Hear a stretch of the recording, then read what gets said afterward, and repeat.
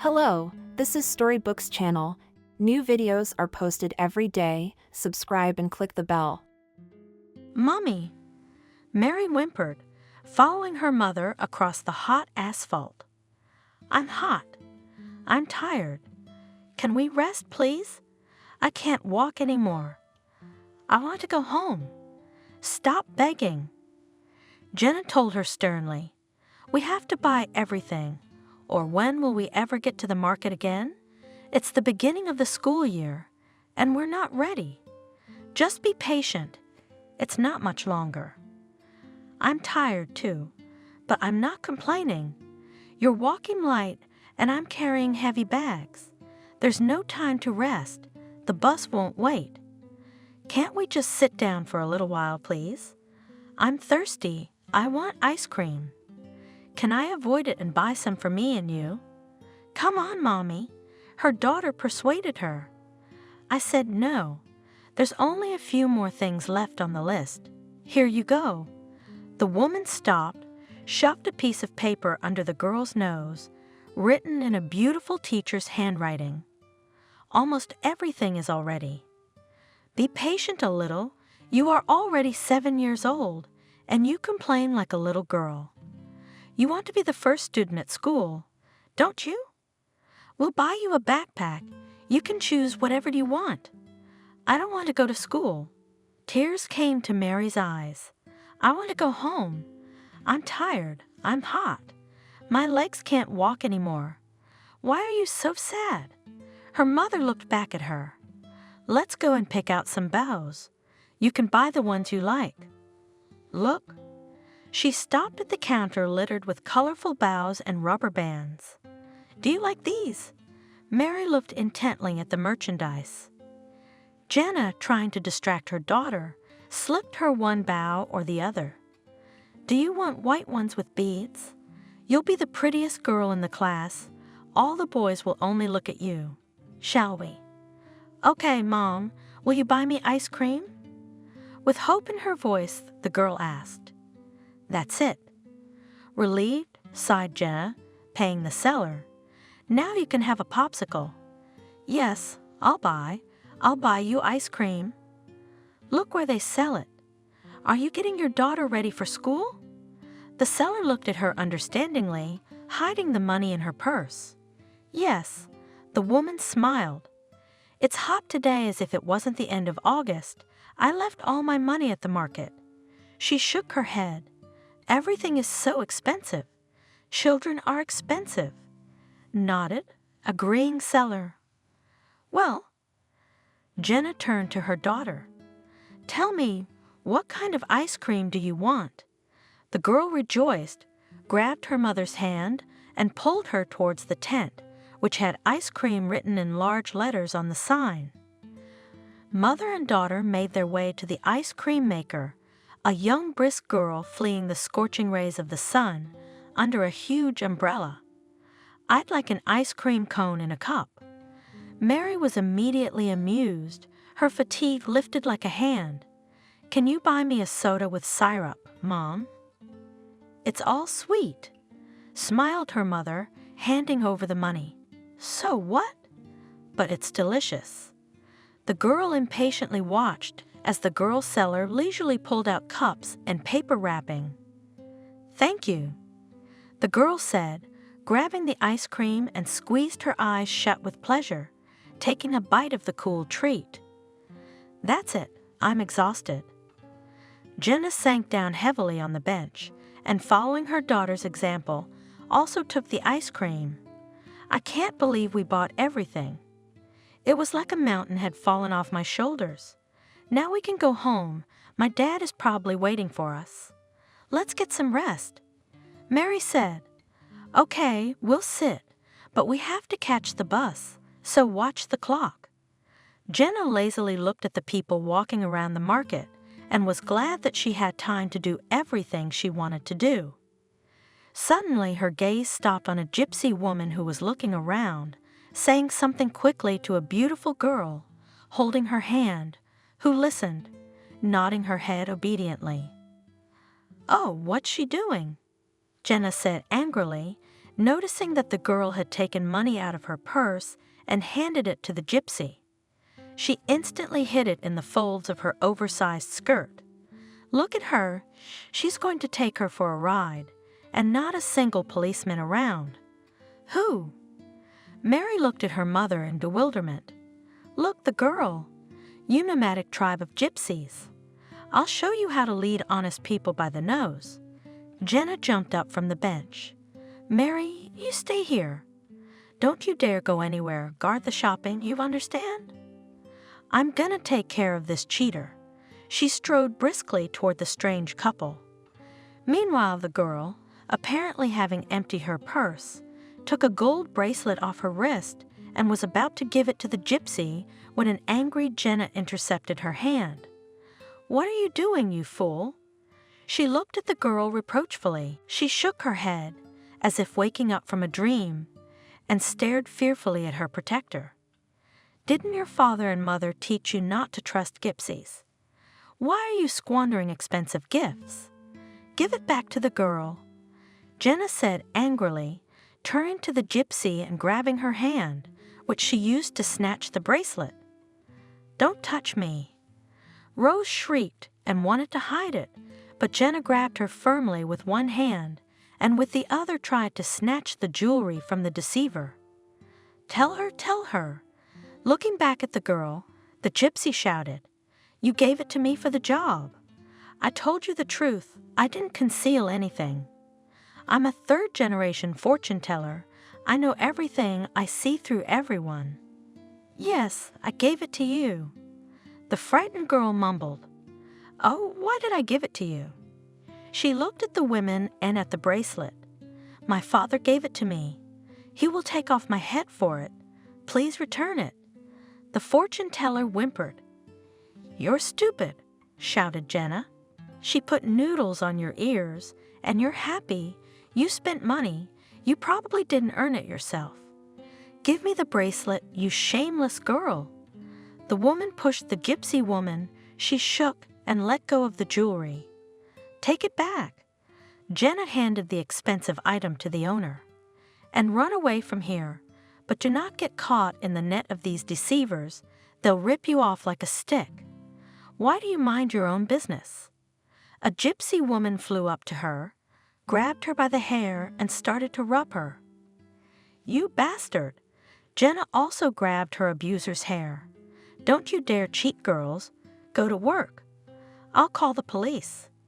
You don't think you've got any control. None of your business. The gypsy woman squealed, trying to drop the woman to the ground.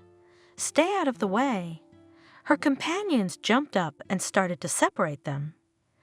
Rosa, Rosa, stop. Stop her. Let's get out of here. Why did you fight with her? The three of us tried to hold her down, but she lunged like a lioness, lunging at Jenna. You'll remember me. Fixing her hair and breathing heavily, the gypsy woman said, You have no conscience. Barely catching her breath, the woman replied. She wanted to fix her hair, but then she unclenched her fist and was stunned. A strand of black hair was stuck between her fingers. Damn you, damn you, damn you. Spinning her eyes frantically, the gypsy woman shouted, shook her fists above her head, and spat in Jenna's direction. Your unfortunate daughter, because of you will be. The one she loves with all her heart will die in agony. He will take the curse upon himself. Then my words will be dispelled. No one has ever humiliated Rosa like that. You'll pay for your words. You'll pay in full. You'll wash your tears away. Many times you'll remember me and regret that you messed with me. All the participants of the fight at these words froze as if struck by thunder. What are you, that you will bring trouble on yourself? Hissed at her co-workers. Let's go away. Leave her alone. The gypsies left, loudly, continuing to talk in their own language, and Jenna could not come to her senses for some time. The curse words rang in her ears. When she woke up, she shook the stranger's hair from her hand squeamishly and made her way to her daughter. Mommy, Mary asked her fearfully, "Why did you fight with your aunt?" "I wanted to punish her for cheating," tiredly answered Jenna. She took out a wet napkin and wiped her face and hands, trying to get rid of unpleasant memories. All the way Mary slept. Rose's angry face kept popping up in her sleep. The girl shuddered and woke up. "Calm down, my little one," said her mother, hugging her by the shoulders and pressing her to herself. "It's only a dream." And she herself, in anxiety, remembered an unpleasant scene at the market. The bus stopped. People reached for the exit. "Why are you both so glum?" Taking the bags, the father asked, meeting the family at the bus stop. "I'll tell you at home." Tiredly, Jenna replied, "We've had too much running, and it's stuffy on the bus. We got carsick, and the bags are heavy. But at home is good. I set the table." "Thank you. I thought I wouldn't make it." "Mom saved my aunt from a gypsy," Mary said cheerfully, jumping up and down. "Look at that." Her mother nodded at her. "How long has it been since she fell down from fatigue? And now she's as good as a cucumber. I wish I were like that." "What's this gypsy story?" asked the father. He opened the door, letting his wife into the house. "Oh, let me at least breathe a little," Jenna begged. She sank down on the couch in the living room. "Thank God I'm home. I thought I was gonna die on the way." "Wash your hands and get to the table," the master commanded. A little refreshed after the trip, mother and daughter gladly sat down at the table. "Do you realize how insolent these gypsies are?" Jenna told me. "They took the girl's head off, ripped her off. Why should I stand aside? I rushed to her aid and fought her off. What a mother you are!" Husband grinned. "You found someone to mess with. They are in the business." "Mom is our hero," Mary said proudly. She clung to the gypsy's hair and wouldn't let go. "Yeah, but now she's not happy she interfered." "Why is that?" "She put a curse on Mary, so." The man dismissed it. "It's all fairy tales. You're a modern woman. Do you really believe the words of some gypsy woman?" "What can words do? Think about it." "Nonsense. Spit and forget it." "Don't tell me." Jenna looked at her husband with a concentrated gaze.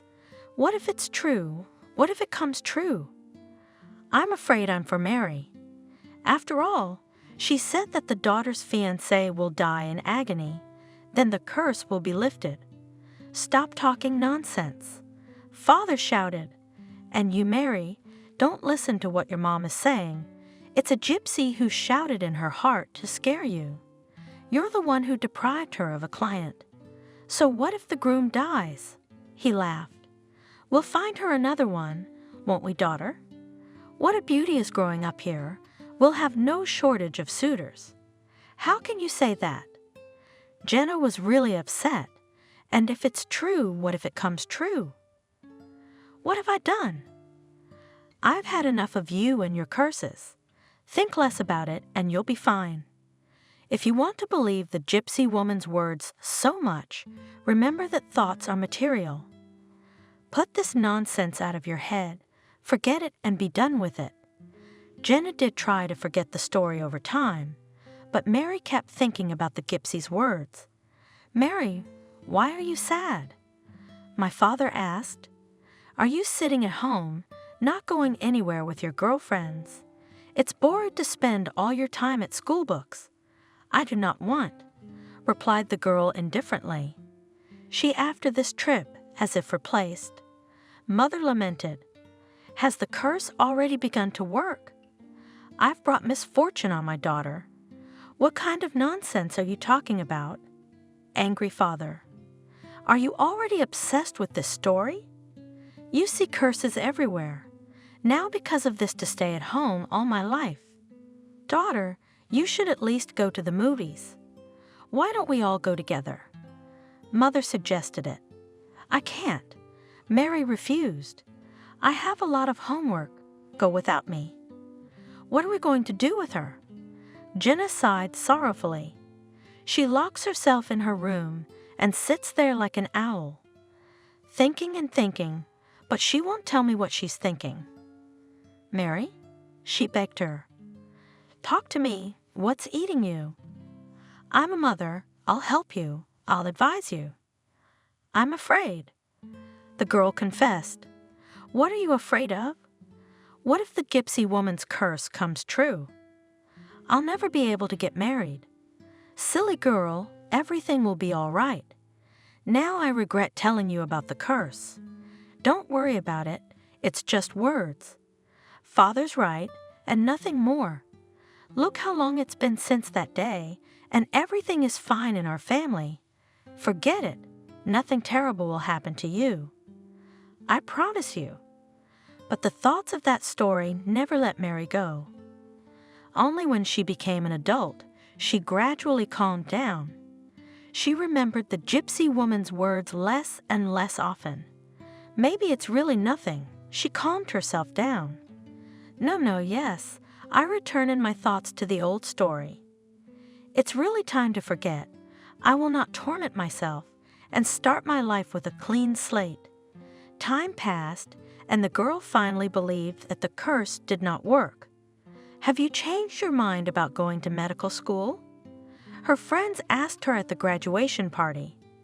"No, I've wanted to be a doctor and save people for a long time.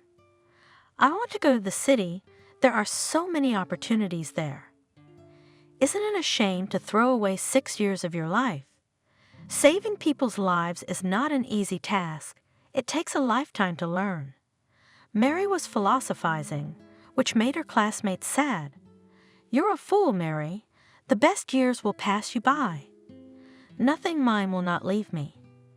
The girl smiled. "I'll make up for it." Together with her friends, she went to the city to enroll, but in the first year she failed to pass the exams. "Mom, I failed the exam." Mary cried into the telephone receiver. "It's a shame. It's just a little short. I wanted to get in so badly." Mary soothed her mother. "Maybe it's for the best. Pack up and come home. Why should you stay in the city, in rented corners? Here you'll get a job. No worries with us." Mary was ashamed to return home, but she overpowered herself. She understood her mother was right and did not linger in the city. "Well, this university." Rejoiced by the return of his daughter, said the father, "You'll work, and then maybe you won't want to go anywhere else."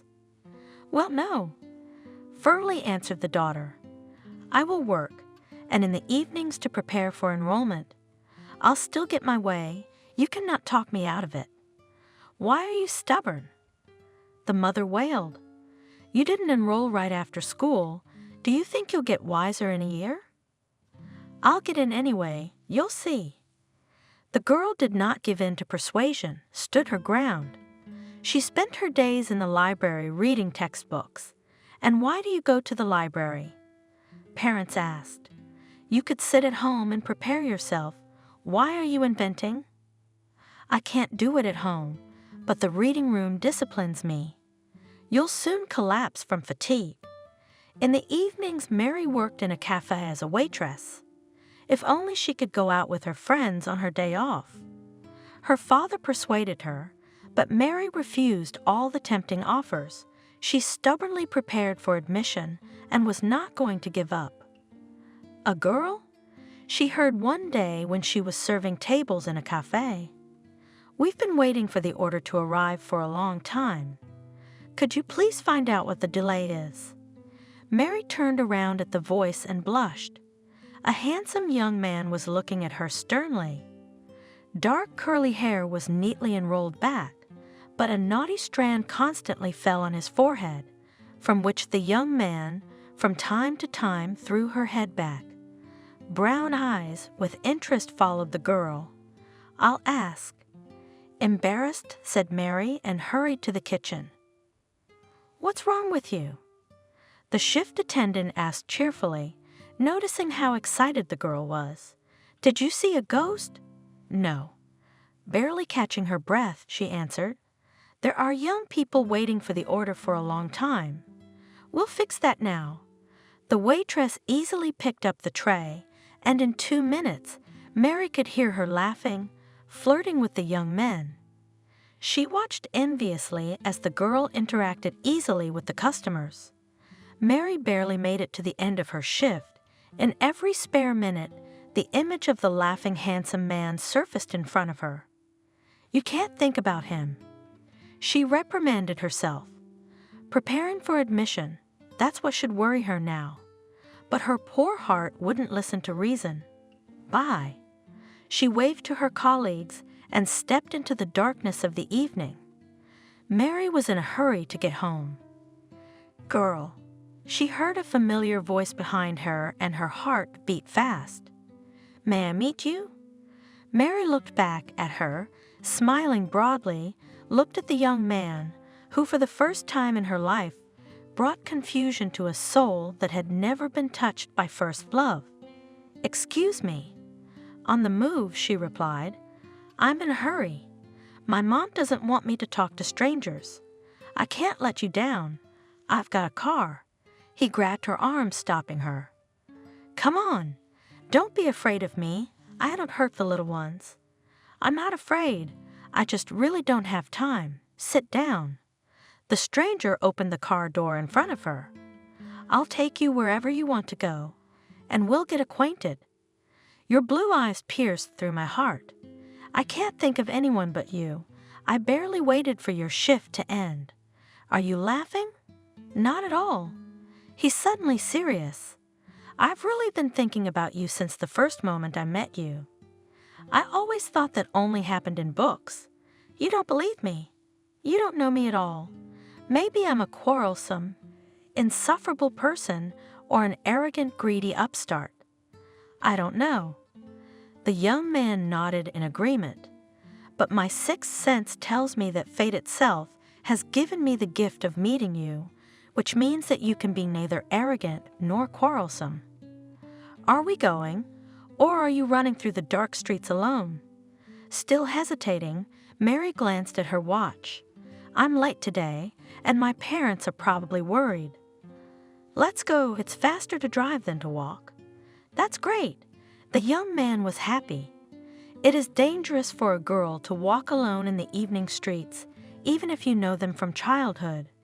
The young man drove confidently. What is your name, beautiful stranger? Without taking his eyes off the road, he asked. Mary. The girl answered, embarrassed. She still could not believe that she was riding in a car with a man, and even with the one who had occupied her thoughts all evening. And me, David. Isn't it scary coming home so late? No, I'm used to it. What, you don't have another job? My schedule suits me. I have more time to study during the day. Are you studying? No, I didn't get in. So I'm sitting at my books, so I can get in next year for sure. The young people chatted merrily. Time flew by. Well, I'm home, reported Mary. David reluctantly stopped the car. I hope I'm not crossing some hot fan if I ask permission to walk you again tomorrow. I have tomorrow off. Mary smiled. I'll get some sleep. That's wonderful. David cheered. I have the day off too. I don't want to leave you guys. Let's go to the city tomorrow, to the amusement park. Only in the evening. I'm studying at the library during the day. Okay, then I'll call you. I'll call you. Mary nodded. They exchanged phone numbers. David helped the new acquaintance out of the car and escorted him to the porch. Mary, do you want me to take a call? I accept. The girl smiled. She wanted to open the door, but suddenly David leaned over and lightly touched her lips with his lips. Mary did not recoil. She was pleased by the man's touch. I want you to think about me all night. Quietly he spoke. The girl disappeared behind the door, and David still did not leave and did not leave. He could still taste her kiss on his lips. The young man suddenly jumped up, laughed, and ran to the car. From that day on, the young people hardly ever parted.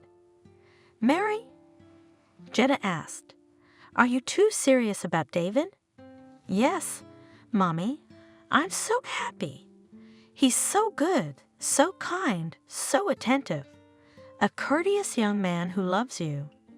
You might even get married, but it's too early for you. And if the children come right away... Mom, we're not going to get married yet. I have to study, you know. When I graduate, then we can think about getting married. And not right away, because I have 6 years to study at university, and I'm not going to give up my plans.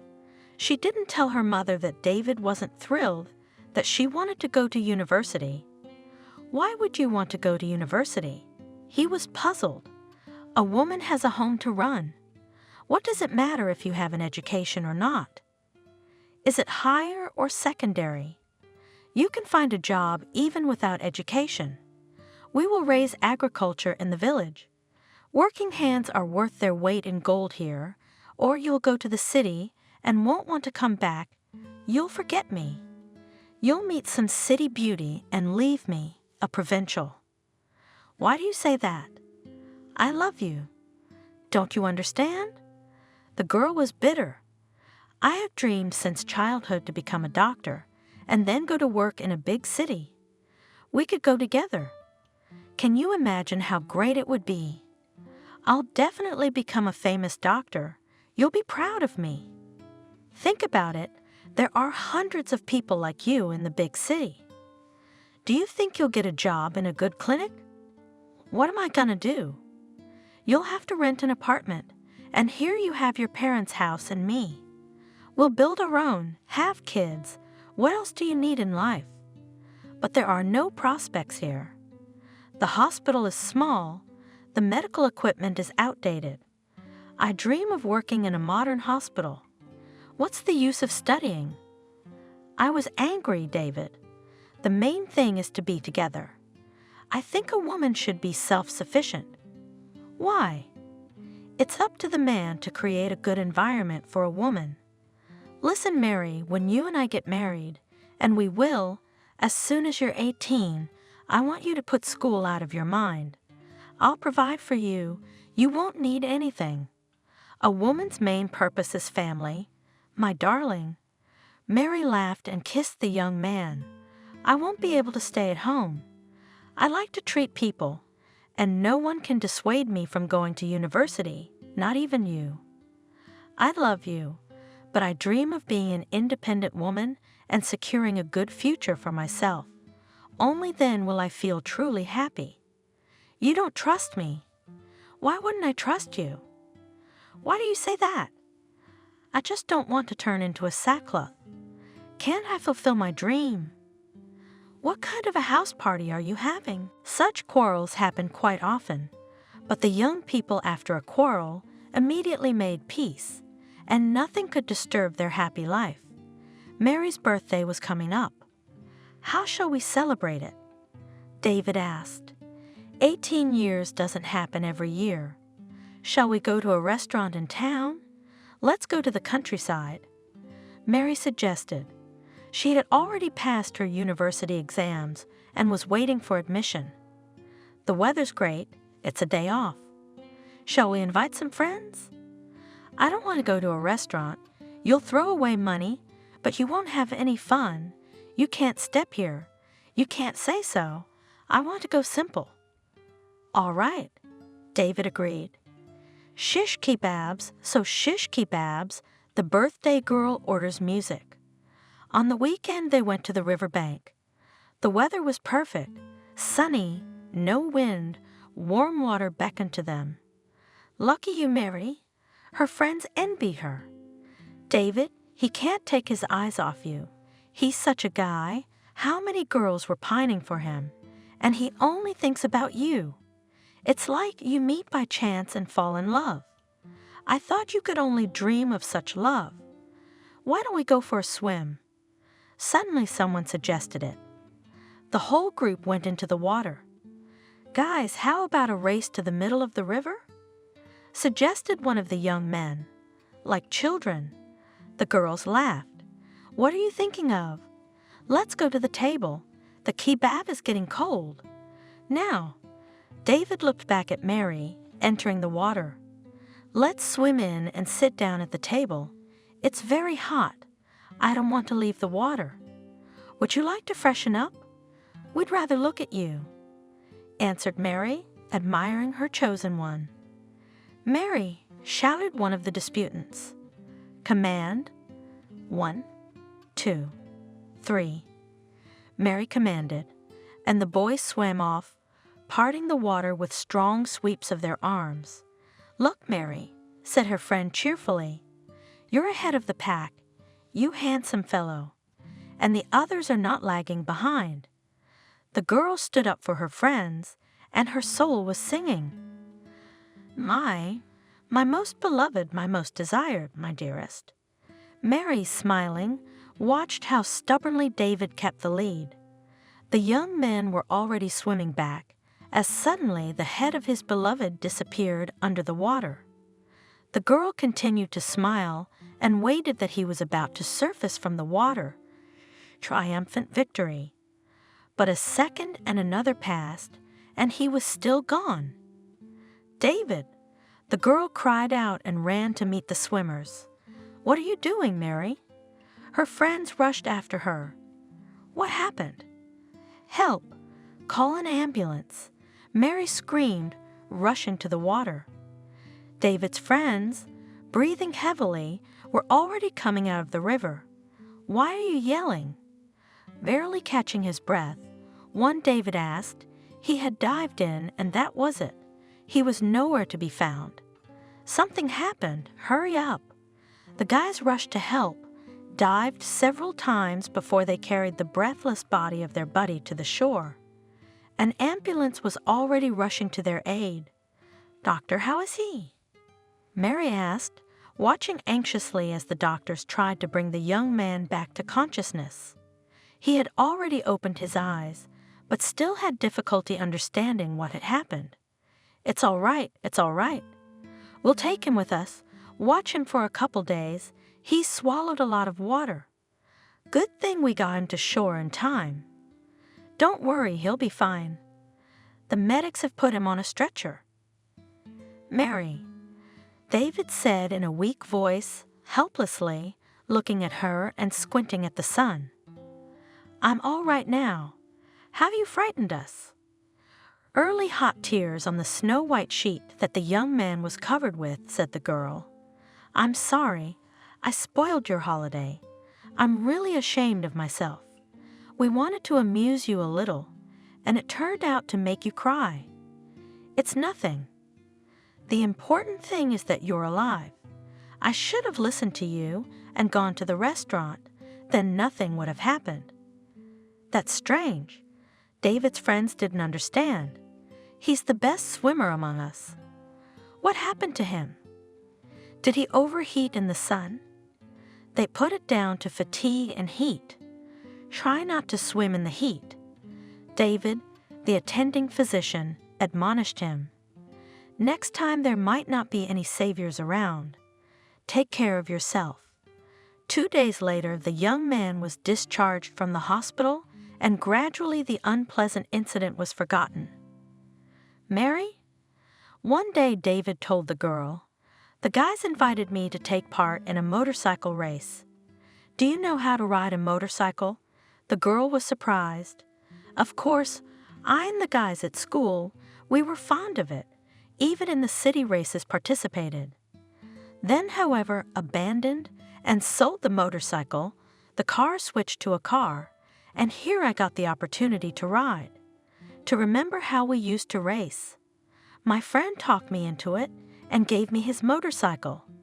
It's a sin to refuse such an offer. I wanted to feel the speed again. Is it okay that you haven't ridden a motorcycle for a long time?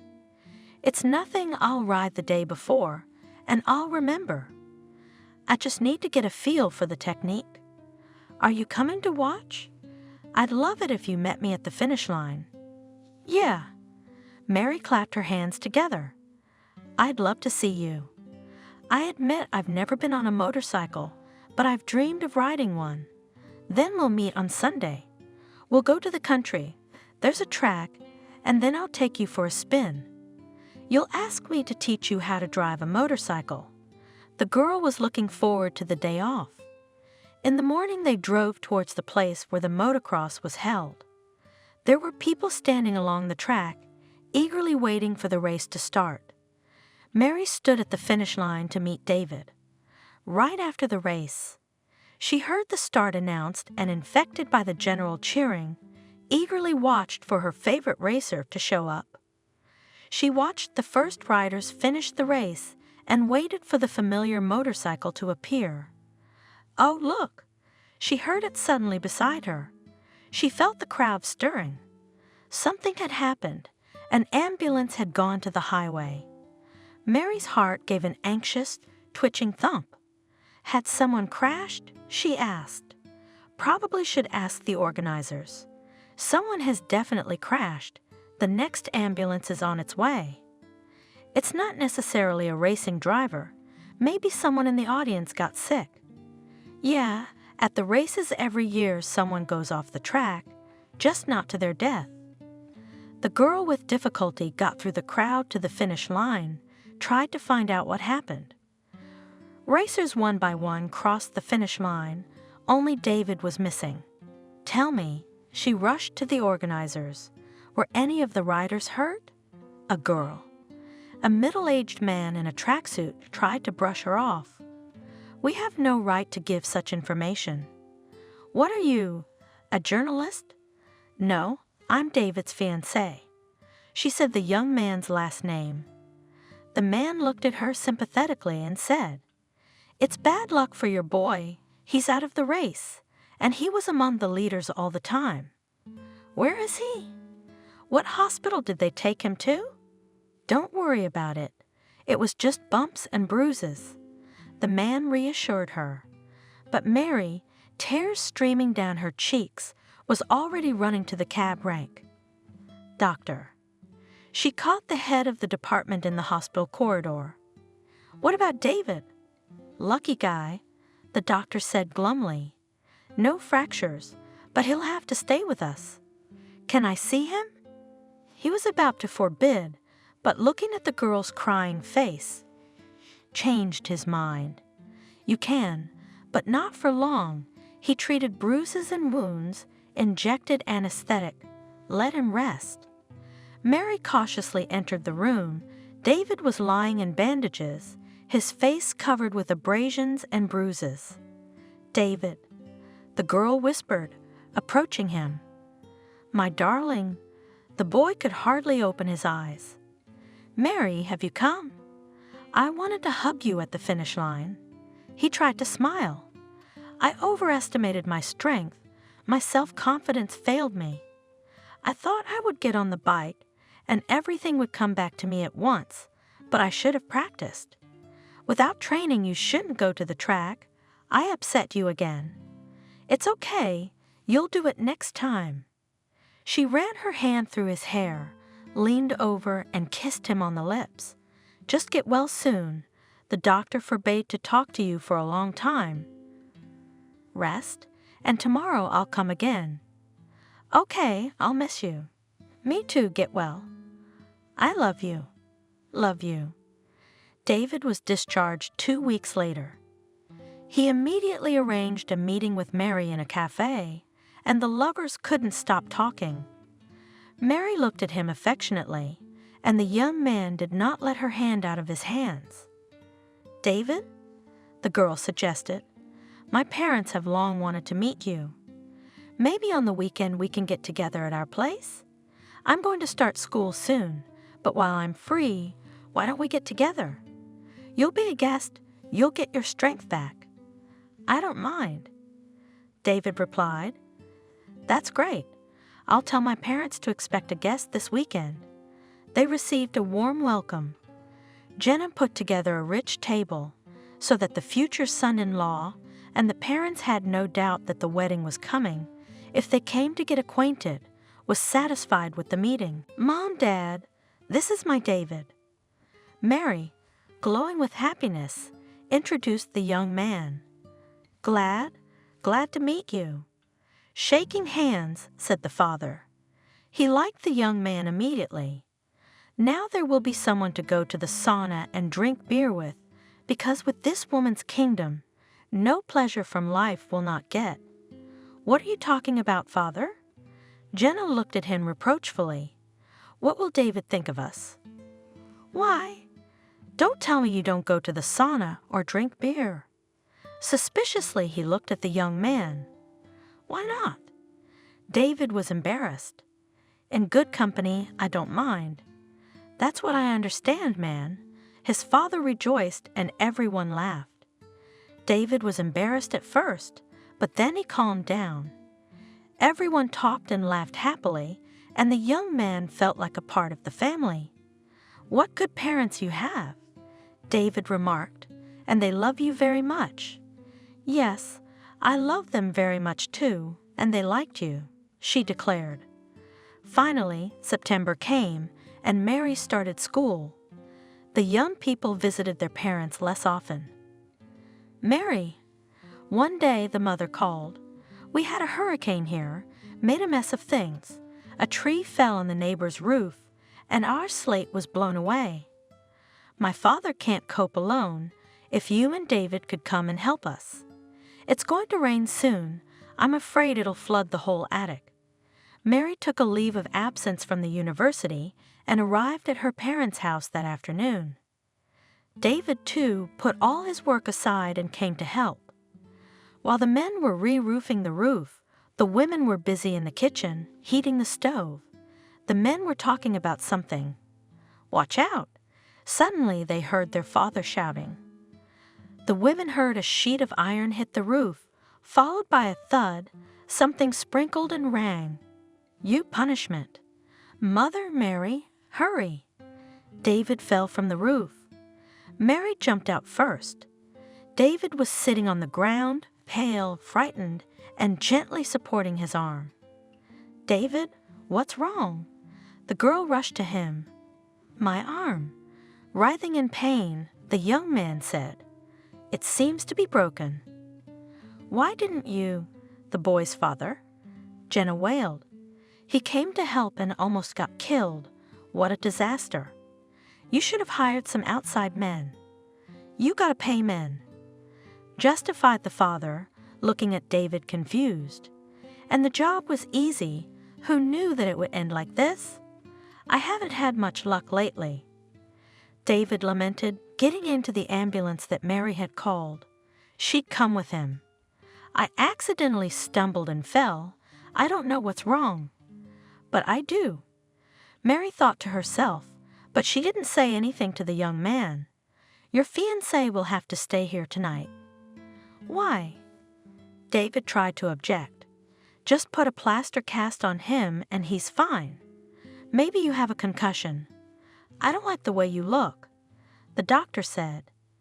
It's worth a follow-up. Mary went home alone. How embarrassing in front of the boy.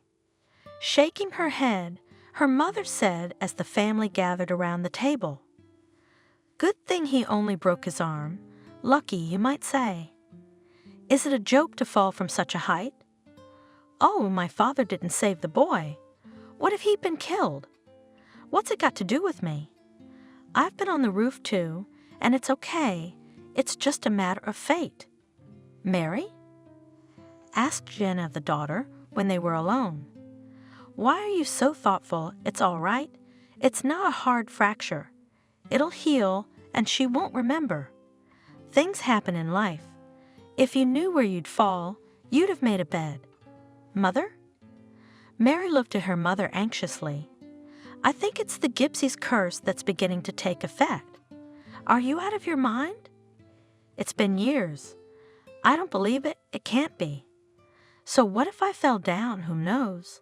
It's the third time he's fallen over recently. And Mary told her mother about how the young man almost drowned and then almost crashed his motorcycle. Oh boy! Jenna exclaimed. I'd forgotten about the curse. I thought it hadn't come true, but there it was. What should I do, Mom? The girl asked in despair. What to do is to find a gypsy and ask her to remove the curse. And where to look for her? I don't remember her at all. Only her name, Rosa. I think we should go to Lisa. They say she can lift even the strongest curse. Mary didn't sleep much that night. She was afraid for David, but she didn't know what to expect from Lisa. Come in, beautiful. Don't be shy. Lisa smiled in a friendly manner and pointed to the chair opposite her. What was it? What will be? What will soothe my heart? I'll tell you everything. What has happened to such a young girl? I see the sadness in your eyes. Tell me what's on your mind. Just tell me what's on your mind. Otherwise, I can't help you. Can you lift the curse? I asked Mary, quiet. Lisa shouted at her. Don't talk loudly. Tell me what the curse is. And Mary told the story in detail. Her name was Rose. The girl finished her story. I don't remember her much. I was little. Oh, my golden girl? The gypsy woman shook her head sadly. I will try, of course, to help you, but the problem is that the curse is directed not at you, beautiful girl, but at the man who will love you. You got a fiancé, you love him. I have a fiancé, that's why I'm here. He's been having one misfortune after another lately. So far, it's been limited to various injuries, but I'm afraid it'll end in tragedy someday. I'll never forgive myself if he dies. Help me. Tell me what to do. I'll pay anything. I'll pay any money. Just save me. Get rid of the curse. My diamond. Lisa shook her head. Sometimes money is powerless. Give me your hand. Beautiful, I can tell your fate by your hand. Lisa took Mary's hand, looked at the lines on it for a long time, then whispered something to herself. Then she lit a candle, took a small bundle of some herb from the shelf, set it on fire, and with the smoke began to fumigate the girl. She walked around her and said something. Mary was frightened, trembling with excitement, the smell of smoke, and a headache. At last Lisa fell on a chair, put her hands on the table, dropped her head on them and lay like that. The girl was afraid to move. I'm sorry, my good girl. At last the gypsy woman spoke, raising her head. I couldn't remove the spoil. Your Rosette is a real witch. I'm weak against her. The woman confessed. What can I do? Mary said in despair. Tears came to her eyes. There are two ways out. Answered the gypsy woman. Either you'll spend the rest of your life with your husband, if you marry for love, or look for someone who will take away the curse. As soon as you choose him, you will get sick, wither, and it won't take long to get that. The gypsy woman pointed to the sky. Only you must love him, and he must love you truly. You can deceive yourself and people. Pretend that you love him, but you can't deceive the gypsy plot. It will still catch up with you. What's that? Mary's mouth is dry. I have to sacrifice the person I love. Otherwise, you won't get rid of the curse. The gypsy woman said firmly. I would rather not marry at all than sacrifice my beloved. She jumped up from her chair and ran out into the street. Mary? Her mother met her in the yard. What did Lisa say? Your face is gone. Mommy. The girl threw herself on her chest and sobbed. I'll have to suffer alone all my life. Lisa couldn't do anything to make me happy. The man I love must die for me. I can't let that happen. It's better to be alone than to pay such a sacrifice, and to marry someone I don't love. I don't agree either. To live with someone you don't love is nothing but misery. Daughter, Jenna was ready to burst into tears herself. Let's go home. Why are we standing in the street? We're bothering the neighbors. Tell me, what did she tell you? That's what she said.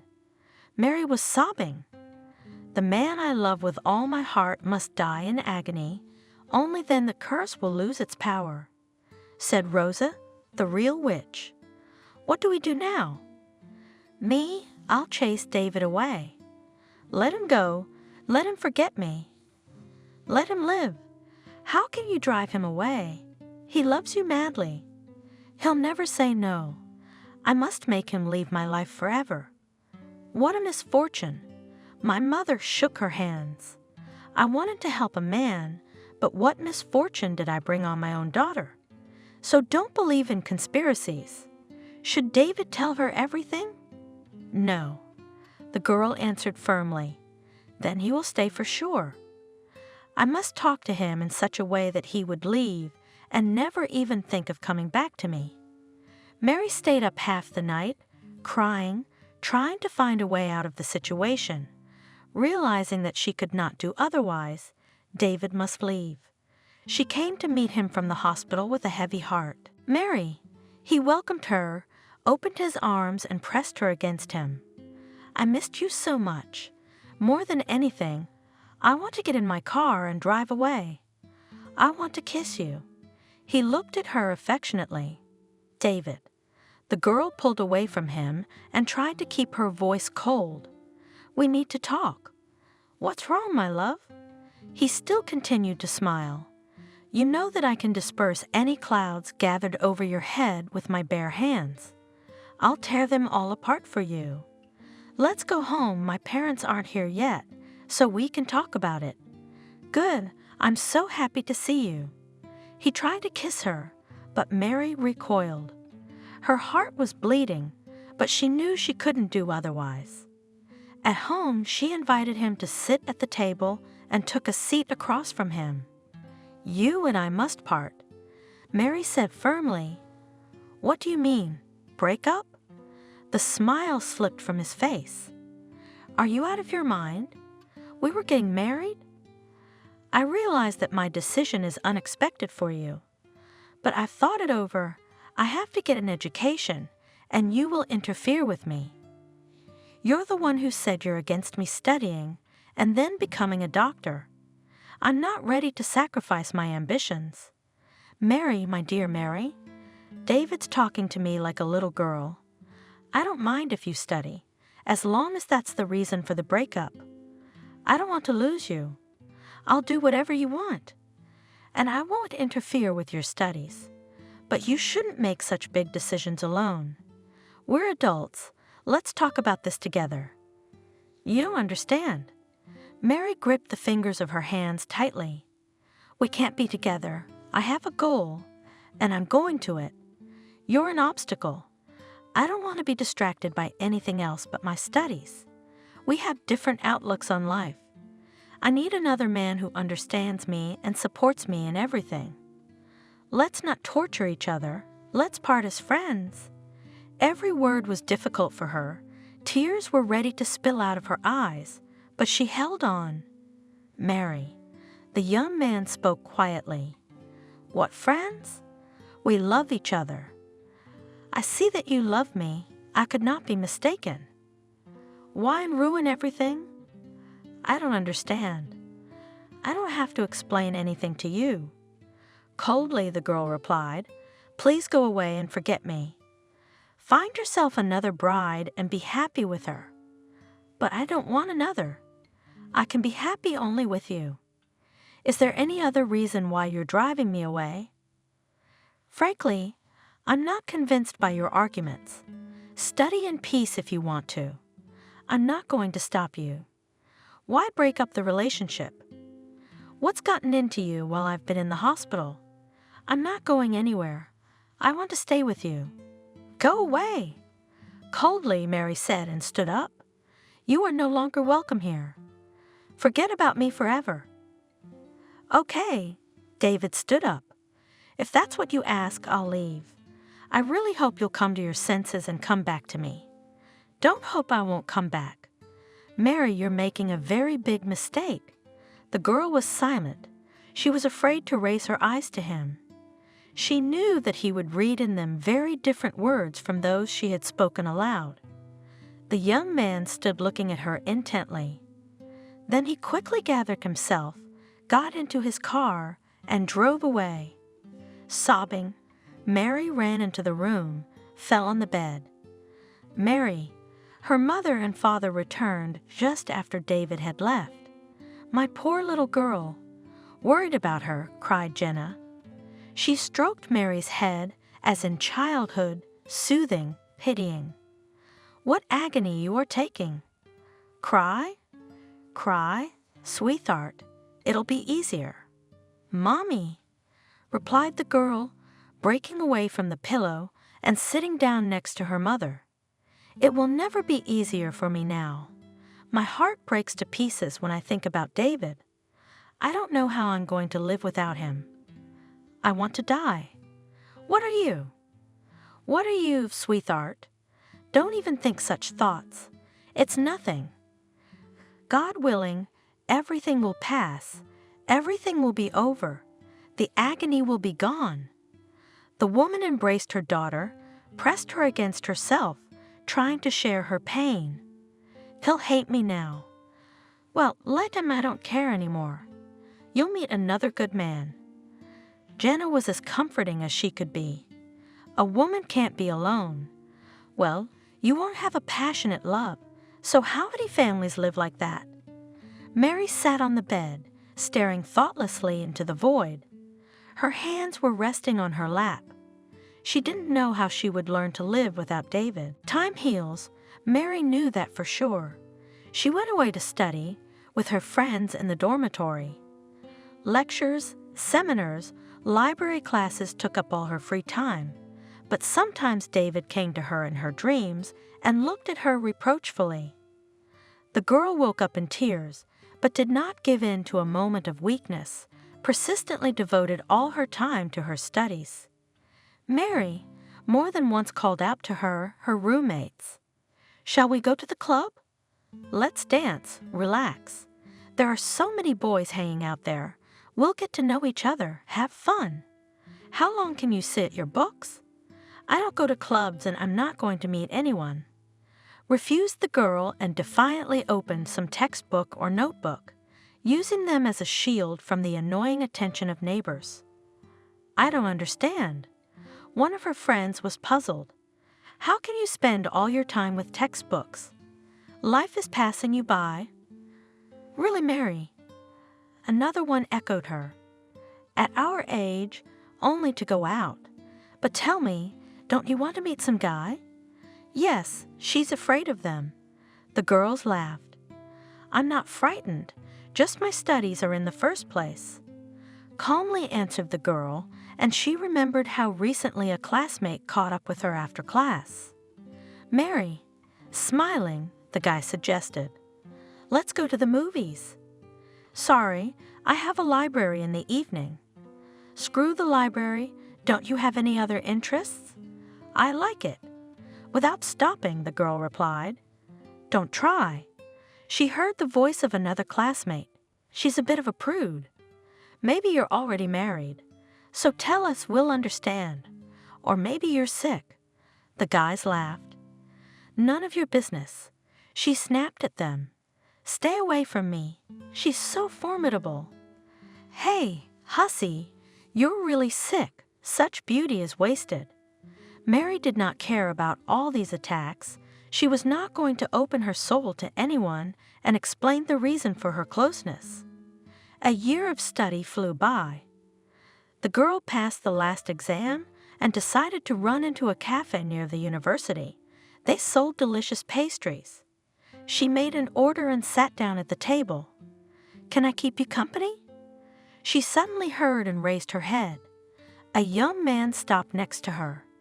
His smiling blue eyes struck Mary so much that, without saying a word, she nodded her head, giving permission. I'm going.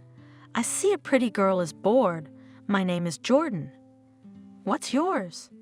Mary, but I'm not bored. A little tired after the exam. So you're a medical student? Yes, but I'm a long way from being a doctor. I've only finished one course. They talked for a while, then the girl stood up. Excuse me, I have to go. Wait, how come? Jordan was confused. Can I walk you out? I live nearby, in the dormitory. So what? I'll still enjoy walking with such a beautiful girl. Mary blushed. She liked this guy. She didn't expect to meet such a charming man, and she didn't want to part with him either. "Aren't you going to work?" "I have my own small firm, so I can afford to be late from lunch. No one will scold me." He smiled broadly, and Mary smiled. The next day, Jordan was waiting for her outside the dormitory with flowers. "I bought tickets for us," joyfully informed the young man. "I haven't been to the movie theater for a long time." "Thank you for getting me out of the house, or else I'm completely memorized." Gratefully, Mary smiled at him. When the light went out in the hall, Jordan boldly took Mary's hand. She did not resist. She was pleased with the touch of a young man. After the session, they walked back to the dormitory. "Did you like the movie?" Jordan asked. "Yes, very much. Thanks again for a wonderful evening, Mary," Jordan said, looking into her eyes as he drove away. "I'm so happy that fate brought us together. I've only known you for a day, but it feels like I've known you forever. That's never happened to me before. I'm so sorry to part with you. I'm ready to spend the whole night under the windows of your room, just to know that you are near. I'm glad to meet you too," the girl confessed. "The girls and I are moving into an apartment tomorrow. It's the beginning of vacation, and we're staying to work. So you and I will still be able to see each other." Jordan was happy, and the young people swirled in the whirlpool of their feelings. They met almost every day. The relationship grew so fast that Jordan one day suggested, "Mary, why should you spend money on an apartment? Why don't you move in with me?" "I'm not comfortable." The girl was embarrassed. "We don't know each other very well. I want you around me 24 hours a day. Every time I say goodbye to you, I feel like we'll never see each other again. I want to wake up and fall asleep next to you. I'm sure that's what you want too. I think we should take our time." "Why wait? I love you and I'll never hurt you if you're afraid of that. Sometimes all it takes is one look to find your soulmate. Why wait years when it's so clear between us?" So Mary moved into his apartment, and they were really happy. Mary was studying. She had only a little time left to get her diploma. From time to time, she went home to see her parents. One day Jordan, as always, met his beloved at the train station. He got out of the car to meet her.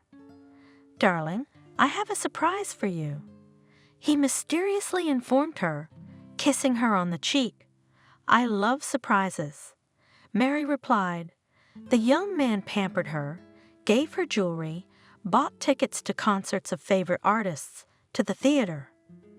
The two of them could go for a weekend in the country to relax in nature. "Then let's hurry home. Tell me, what's the surprise? Please don't keep me waiting." Getting into the car, the girl persuaded him all the way home. "No way," answered Jordan. "I want to torture you a little." "Oh, you do?" Mary was jokingly angry. "So you like to torture me? You said you loved it." The young man stopped the car, turned to her, and looking straight into her eyes, said seriously, "I love you very much, but I still won't reveal the secret until later." Mary swung her fist at him. Laughing, exchanging jokes, they hurried home. "Close your eyes," Jordan asked as they entered the apartment. Mary obeyed, the smile never leaving her face as Jordan led her into the living room. "Now open them." "Jordan," the girl gasped, barely opening her eyes. "How wonderful." "What's the occasion? Did I miss something while I was visiting my parents? I couldn't have forgotten some important date, could I?" The table was set in the middle of the room, candles burning, flowers in vases everywhere. Jordan looked at her with a serious expression. "Mary, you and I have known each other for a number of years. I confess that I fell in love with you from the first moment I saw you in the cafe. I didn't dare to ask you to become my wife for a long time. I was afraid that you would refuse." He took a beautiful velvet box from the table, opened it, got down on one knee in front of the girl, but today I dared to ask, "Will you marry me?" Mary put the ring on her finger, took the head of her beloved in her hands, looked with tenderness into his blue eyes, and answered firmly, "Yes, I will be your wife." The young man stood up, embraced her, kissed her. God, I could not even dream that such a girl would give me her consent. They sat down at the table, raised glasses of champagne, congratulated each other. "Just do not persuade me to give up my studies and devote myself to housework." Mary wagged her finger at me. I had no such thoughts. I know what it means to do what I love. I think we'll get married after we get our diploma. Would that be okay? Thank you for understanding me. The girl smiled at him. It's very important for me to finish my studies. I have to match you. She laughed. It is unlikely that you will be interested with the wife of an understudy. I love you all kinds. Jordan said quietly, "Only if you were always with me." After the wedding, we will go on a trip. Where would you like to go? I don't know. With you, I could go to Antarctica to the penguins. We still have time to decide. You're my fiancé now. That's all I can think of. The happy celebration was just over a year away. Their little family lived a cloudless happiness. Every spare moment they tried to spend with each other. "You've spoiled me completely." Mary jokingly criticized him when Jordan sat next to her in the evenings, took her in his arms like a little girl, wrapped her in a blanket and cradled her, enjoying the closeness. "I want to feel you all the time, to hold you, to kiss you. Who knows how we will live on?" He was thinking. "And children will appear, there and in general time to be like this, one-on-one will not be." At such moments, the girl leaned her head on the young man's shoulder and liked to listen to the beating of his heart. It seemed that nothing could overshadow their happiness. "Yes, my love." Mary answered the phone, but instead of Jordan's voice, she heard a complete stranger's. "Mary, we called you because your number is the last on the list of numbers of the man we found unconscious in the street." "What?" The girl felt a chilling fear creep into her heart. "Where is he? What's wrong with him?" "He was found on the street by passers-by. He's in our hospital now. We need to confirm his identity." Mary dropped everything and went to the hospital. Barely waited to see the attending physician. They wouldn't let her into Jordan's room, only let her look through the glass. "Is this someone you know?" "Yes, he's not just an acquaintance, he's my fiancé. Can I stay with him?" "Wait for the attending physician. He'll explain everything." "Doctor, what's wrong? Why won't they let me see him?" The girl looked at the man in alarm. "He's still unconscious. There are no external injuries. We've examined him thoroughly." "Go home. When he comes to, we'll let you know." "No, I'll stay here and wait for him." "Is he going to be all right?" "Tell me, why did he lose consciousness?" "We don't know the cause yet, but we'll find out.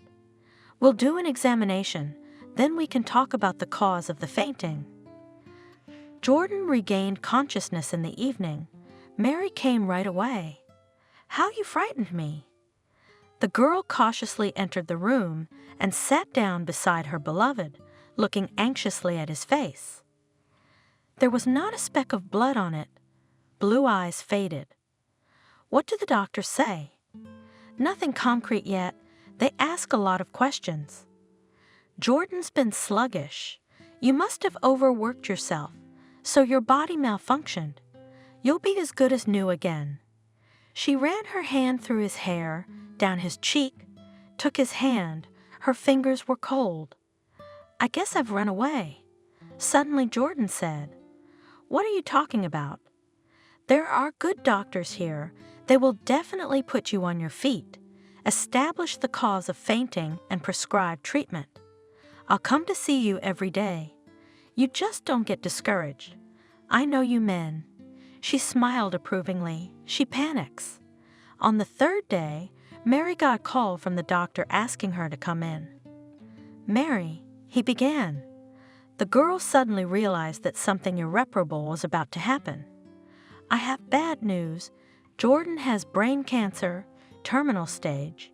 She cried out, put her hand over her mouth. "I'm sorry about your fiancé, but there's nothing we can do for him."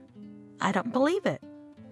In despair, breaking her hands, said the girl, "You've made a mistake. Double-check the tests again. He was perfectly healthy. He never complained about anything. He's so young, it's a mistake, a mistake. He didn't complain. He didn't have to be healthy. This type of cancer is very insidious. A person may feel a slight indisposition and write it off as fatigue, a cold, but in the meantime the disease develops. Do you remember if he ever complained about anything in passing? Sometimes he'd say," Mary was thinking, "that he had a headache. A month ago he complained that he couldn't see very well, as if his eyes were foggy, and I began to notice that he was bumping into furniture, doors, as if he was out of coordination." That's right. A person doesn't pay attention to such little things, and meanwhile the cancer is already gnawing at him. It's very aggressive. Is there nothing that can be done? Alas, the doctor waved his hands. It's too late. At this stage, all our efforts are for naught. Even abroad, no one will take him on. The tumor is not operable, and chemo is already useless, only to torment the patient. We'll support him, of course, but only to relieve the pain. Mary hesitated and then said with difficulty, "How long does he have left?" "Not long, I'm afraid. 3 months, 4 at the most." "I'm so sorry. Does Jordan know he's ill?" "Yes, we had to tell him. He needs to know what he's going through. Stay strong. Your support is very important to him right now." Mary walked out of the office exhausted, clamped her hands over her mouth, pressed herself against the cold concrete wall, and sobbed deeply. "No, this can't be true," she thought. "I don't want to lose him. How will I live without him? How will I look into his eyes? What will I say?" But she realized that she could not leave him at such a difficult moment, alone with the disease. With difficulty the girl pulled herself together and went to Jordan, hiding her tearful eyes. "Do you already know?" The reddened eyes and the mournful smile did not escape his inquisitive gaze. "I'm sorry I won't be able to carry you in my arms into our home, but I'm happy to have been by your side these past few years. I don't have much left in this world, but even at the last minute, I will remember every day I spent with you." "What are you saying?" whispered Mary, tears preventing her from looking at him. "We'll get through this. You can't leave me. It's not fair. Unfortunately, nothing depends on us anymore. Soon I won't even be able to talk to you, and then I won't be able to feel anymore. I'll be there for you. I'll take a sabbatical and take care of you." "Thank you," Jordan said quietly. "I'm tired." He closed his eyes. Mary took his hand and pressed it to her lips. His once strong hand lay limply in hers. The girl had almost lived in the hospital, going to the apartment just to wash and pay the bills. She did not believe that all this was happening in Java, refused to accept the fact that Jordan had less and less strength every day. He was falling into oblivion more and more often. At such moments, Mary was overcome with despair. She cried silently, her heart racing. "Mary!" Suddenly she heard the quiet voice of her beloved. "Don't cry, please. It hurts me unbearably to see you like this. Forgive me." Wiping her tears, the girl whispered. Her lips trembled. She could not cope with the hopelessness that had seized her. "I won't cry anymore." She even tried to smile. "You know, I'm glad I was able to be happy, even if only for a short time. I'm grateful you're here with me now, not leaving me for dead. How could I? Because I love you. And I love you. I'm not afraid to die. I'm even looking forward to death. It will free me from pain. And you must live. Try to be happy. From up there in the sky, I'll watch over you and enjoy your happiness. I can't do it without you. Mary took his hands. They were icy. She pressed against them, trying to warm them. Hot tears flowed down her cheeks. Why should I live when you won't be there? Don't cry, my darling. Do you remember if he ever complained about anything in passing? Sometimes he'd say, Mary was thinking, that he had a headache. A month ago he complained that he couldn't see very well, as if his eyes were foggy, and I began to notice that he was bumping into furniture, doors, as if he was out of coordination. That's right.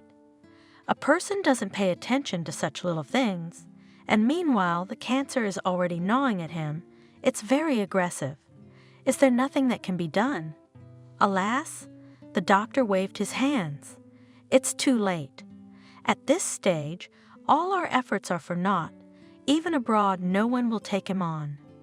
The tumor is not operable, and chemo is already useless, only to torment the patient. We'll support him, of course, but she scolded herself at the top of her voice. Left alone, didn't even say sorry, didn't even kiss him goodbye. Why? Why had it happened to him? Oh my God! I'll never see his smile again, never be able to talk to him again. How could I do that? Why? Finally the sobs subsided. Mary cried silently, and in her head she heard Jordan's voice and his last words. His smiling face stood before her as if alive. When she had cried all her tears, she fell into a heavy sleep. She vaguely remembered the day of the funeral, the people who had helped her. It seemed that together with Jordan, the life had gone out of her forever. She shriveled up, blackened with grief, did not react to the words of her friends and parents. She closed herself in her apartment and gave herself to grief alone. My daughter, her mother pleaded with her. Come home, how are you alone? No, Mom, Mary answered firmly. I have to finish my studies. I want to save people. I want to save people like Jordan. Recognize this terrible disease early so people don't die. I have to do this for his memory. He wanted me to graduate so badly, and I'll do it, no matter what it takes. But you're all alone out there, cried the mother, pitying her daughter. You'll come to your senses at home, and then you can go back to school. Listen to me. Your father and I are heartbroken for you. No, I don't want you to coddle me, pity me. I'm among my friends here. I'll go back to the dormitory. I've got 6 months left. I'll be fine. Don't worry about me. I'm strong. If I didn't die at once with Jordan, I'll definitely survive now. Mary returned to the dormitory and plunged into her studies. After passing her final exams with flying colors, she asked to be sent home to work at the local hospital. Mary, her classmates called her. Shall we go to a restaurant? It's a big occasion, graduation. We'll all sit together. When else can we get together as a class? No, girls. Thanks for the invitation. I'm going home. Tickets are in my pocket. I can't stay here any longer. So many memories. Every street, every cafe, everything reminds me of Jordan. I want to forget everything and start living again. Home and walls help. The girl said goodbye to her friends and, having packed her suitcase, went to the bus station. She got off the bus at her station, breathed in the air familiar from her childhood. She smiled and walked towards home. When she got out on the station square, she looked around in search of acquaintances, but saw no one. Suddenly her gaze lingered on an old gypsy woman. Her face seemed vaguely familiar to Mary. The girl stopped, looking at the woman stealthily, trying to figure out how she knew her. The gypsy woman was staring at her too, as if waiting for the girl to finally recognize her and approach. As if hypnotized, Mary walked towards the gypsy woman to meet her. The closer she came, the more she was tormented by the thought that she knew her. Suddenly, the girl cried out as if struck by thunder. "You! Did you recognize her?" The older woman grinned crookedly, revealing dark, sparse teeth. "Yes, it's hard to recognize me now, and I've only just turned 50. She laughed hoarsely, then coughed hoarsely. "It's really hard to recognize you. But I was young, I didn't really remember you. It's been so many years you've changed," the girl whispered. She could not believe her eyes. From a beautiful, lively, insolent gypsy, Rosa turned into a decrepit old woman with gray, dull hair, curled fingers, once soft, lustrous, tenacious hands, incessantly rubbed a bright, multicolored shawl, carelessly thrown over her shoulders. His face, mottled with wrinkles, had shriveled, and only his eyes, black and radiant, remained alive. And it was this incongruity of eyes and appearance that struck Mary most of all. "Don't try to console me. I know all about me, and I know about you that I came home because I buried my fiancé. He burned to death in 4 months. Where are you from?" The girl was amazed. "I know." Rosa coughed again, covering her mouth with the end of the shawl. "He took away my curse and freed you with pain and agony. You'll meet your destiny soon and you'll be happy. What happened to you? 50 years old is not an age. I brought the disease on myself. I cursed you.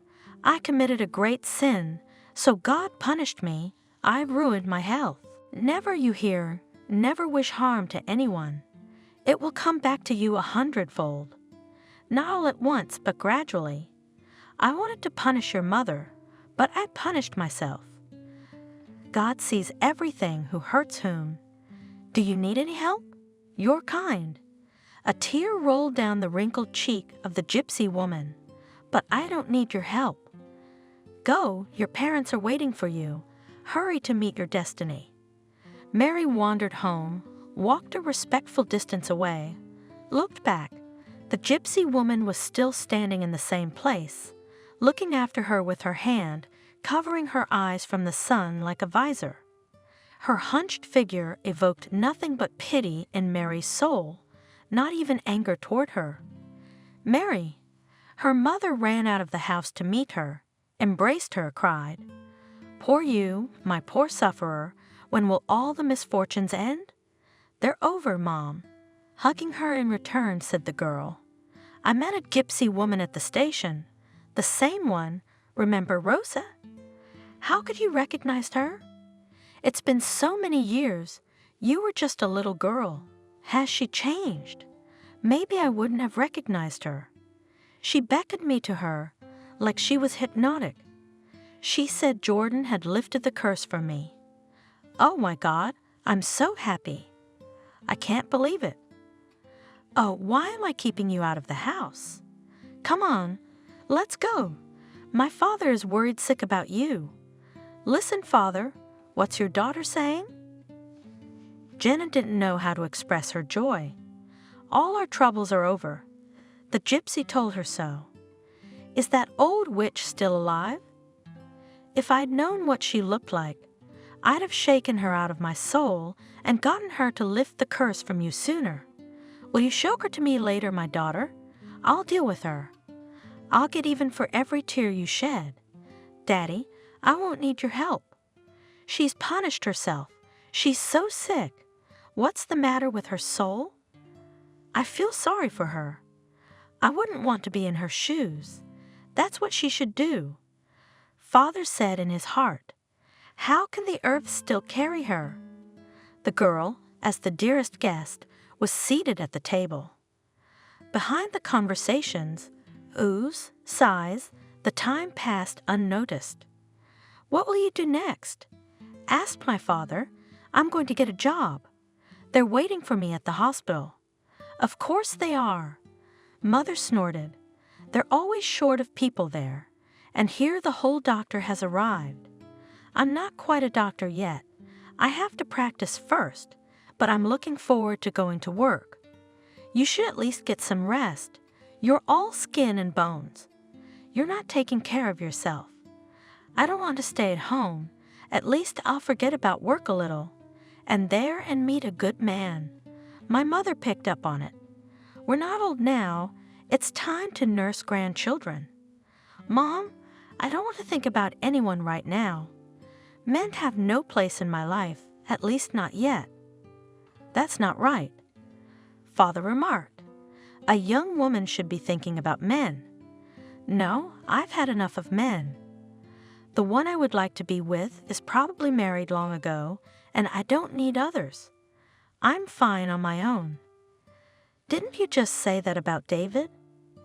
Asked the mother, looking intently at her daughter. It doesn't matter. Mary was embarrassed. Forget it. I don't want to talk about David or anyone else. I came here to work, not to have affairs. He never married. He became a big man, a farmer. He's such a nice man, the girls are all over him, but he won't let them. That's right. The other day he brought a new tractor. My father told my mother. He's made a good fortune. But he hasn't brought a woman into the house, so he lives alone. Good luck to him, said Mary, and her heart gave a happy twinge. Enough about him. Let's change the subject. And anyway, I'm tired. I want to rest from the road. Tomorrow I'm going to apply for a job. The next morning, Mary went to the local hospital.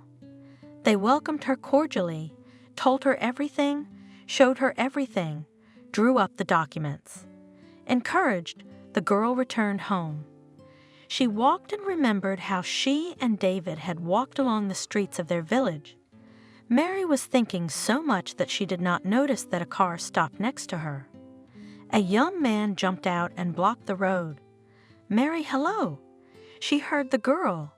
She looked up and shuddered. David was standing in front of her. Yes, her David, the one she loved madly, the one she had driven away, afraid of the curse, the one she had never forgotten. Hello, answered a dumbfounded Mary. She was confused, unprepared to meet him like this. He hadn't changed a bit in the years they hadn't seen each other, but he had grown older, and there was a deep wrinkle between his eyebrows. I'm so glad to see you. The man looked at her tenderly. How are you, Mary? Married? I was. A shadow came over the girl's face. No luck with your husband. He died. She answered briefly. I'm sorry. I didn't know. David was embarrassed. Look, he suggested suddenly. We haven't seen each other for a long time. Let's go to a cafe, sit down, talk. I'm sorry. I don't want to be out in public. I'm not in the mood. Then let's go to the river. Remember where we used to vacation? Okay. Unexpectedly, the girl agreed. David helped her into the car. All the way they were silent, each thinking about his own. David stopped. They got out of the car and went to the beach. They sat down on the rocks, heated by the sun. They were still warm from the evening coolness. How did you get here? The man asked. For a long time? Or just to visit your parents? I've had a job. Nothing keeps me in the city anymore. I got my diploma and came straight here.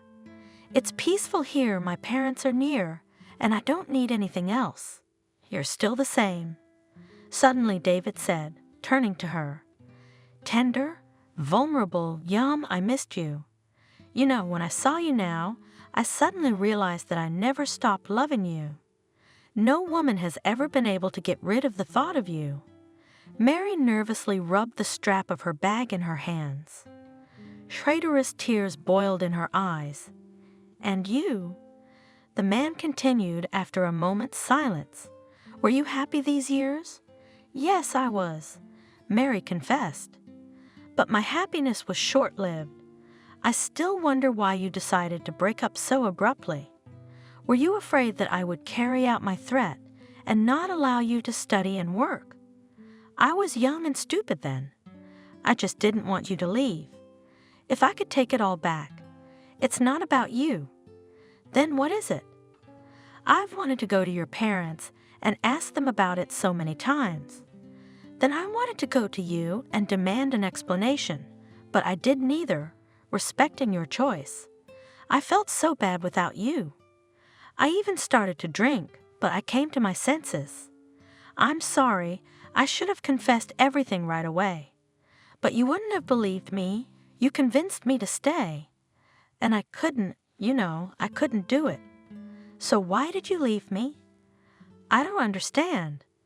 Can you tell me now? It was the curse. And Mary told David the whole story in great detail. He listened, looking at her in horror.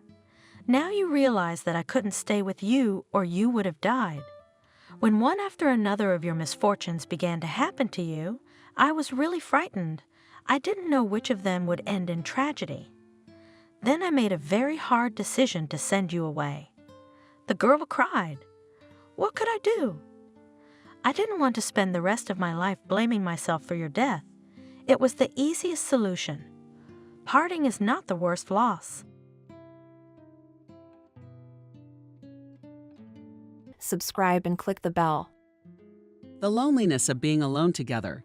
That's what people often say about marriages that don't work out. Our union with Andrew was a little different. He was much older than me and married late. What surprised everyone around him? Because he was remarkably good-looking. I noticed it many times later. When we appeared together in a crowded place, women often turned to look at Andrew. Where else would you meet a man who looks exactly like the macho man on the cover of a book? Why did he marry me? I couldn't even explain it to myself. The mirror never flattered me.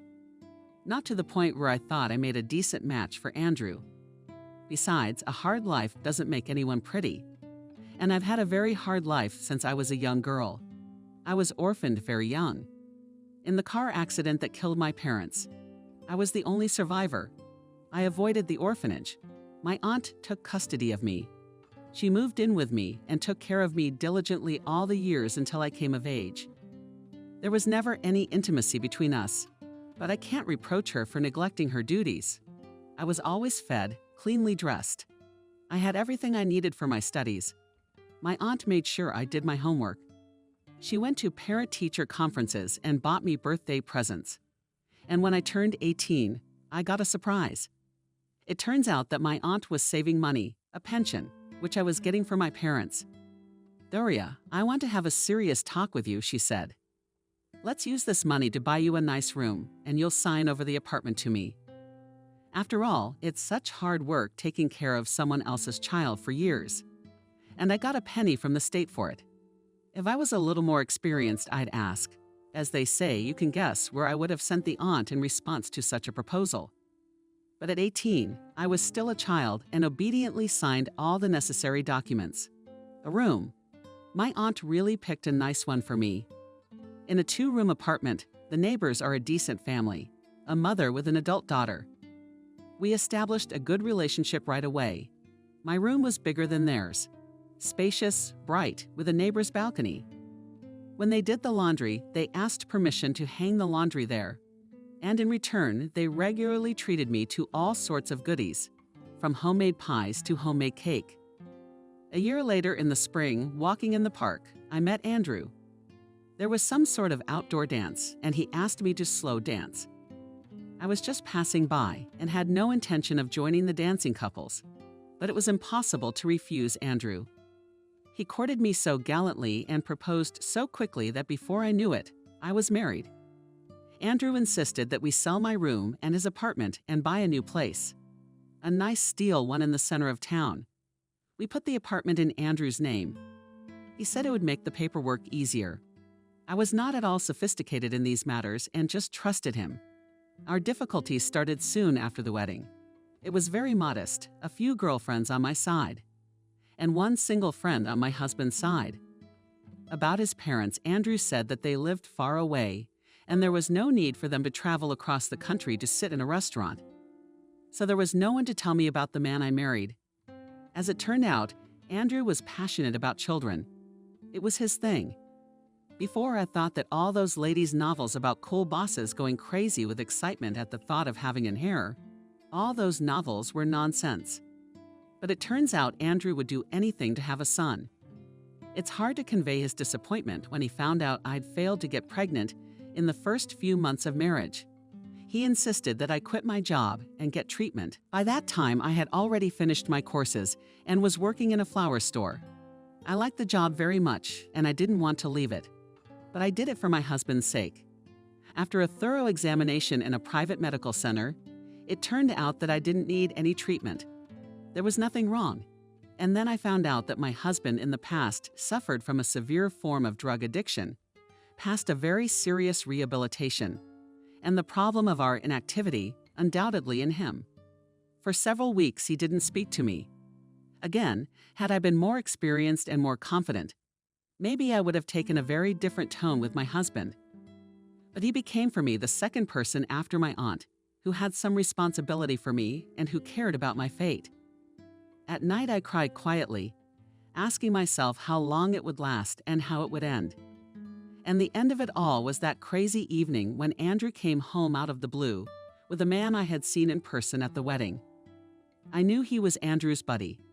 His name is Kevin, and he's like a doctor. Now I see it in a different light. He probably treated my husband when he was on drugs. I set the table, emptied the refrigerator almost completely, and ate. When I saw the amount of alcohol, some kind of holiday, something to celebrate, I asked, in its own way, muttered my husband. I had never drunk strong drinks before that evening.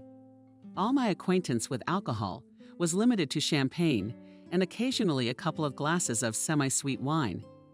Andrew did the Slee thing. If he'd given me cognac, I would have killed and refused. But he made a cocktail, orange juice, ice. In short, I didn't even realize I was drunk for the first time in my life. But the men were pretty drunk too. That's when Andrew dragged me into the bedroom, saying, "Maybe you'll get a kick out of it." And a minute later, he sent Kevin in there. I did not remember the night well, but I remembered the deadly resentment I felt towards my husband, the desire to take revenge on him, and the drunkenness, feeling a sense of permissiveness. I woke up late with a heavy head and realized that I was home all alone. The men had already left. Andrew and I didn't speak for a few more days, steeled by remorse. I decided to pretend that everything that had happened simply hadn't happened. After all, almost everyone has some crazy things happen in their lives. And then Kevin called me. To say that my cheeks swelled would be an understatement, although the call was strictly business. "Daria, you're not working right now, are you?"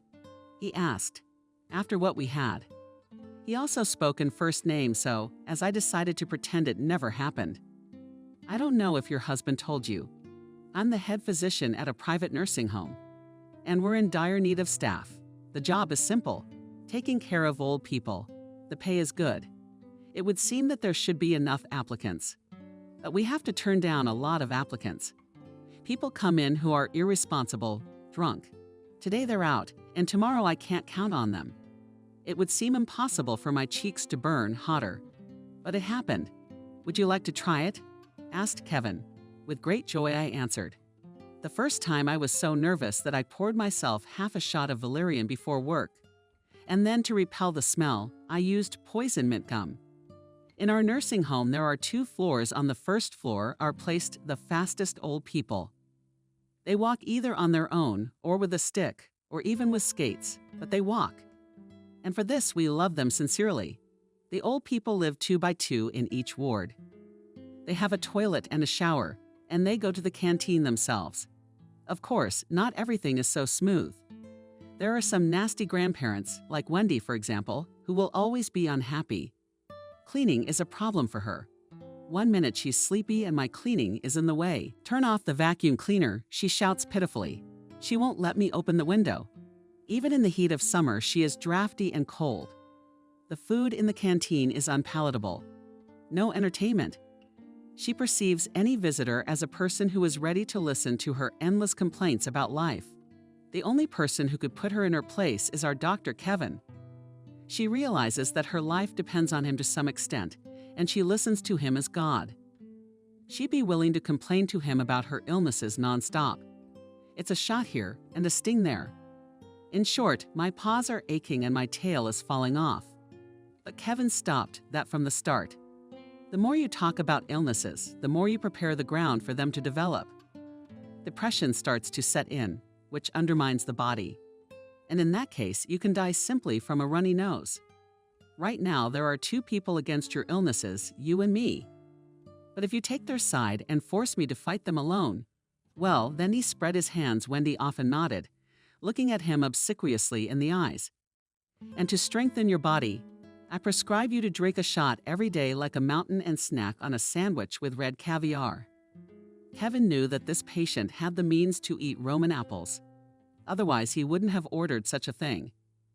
The family would have paid more if Wendy hadn't sent them a homely atmosphere. I was the one who didn't come in right away.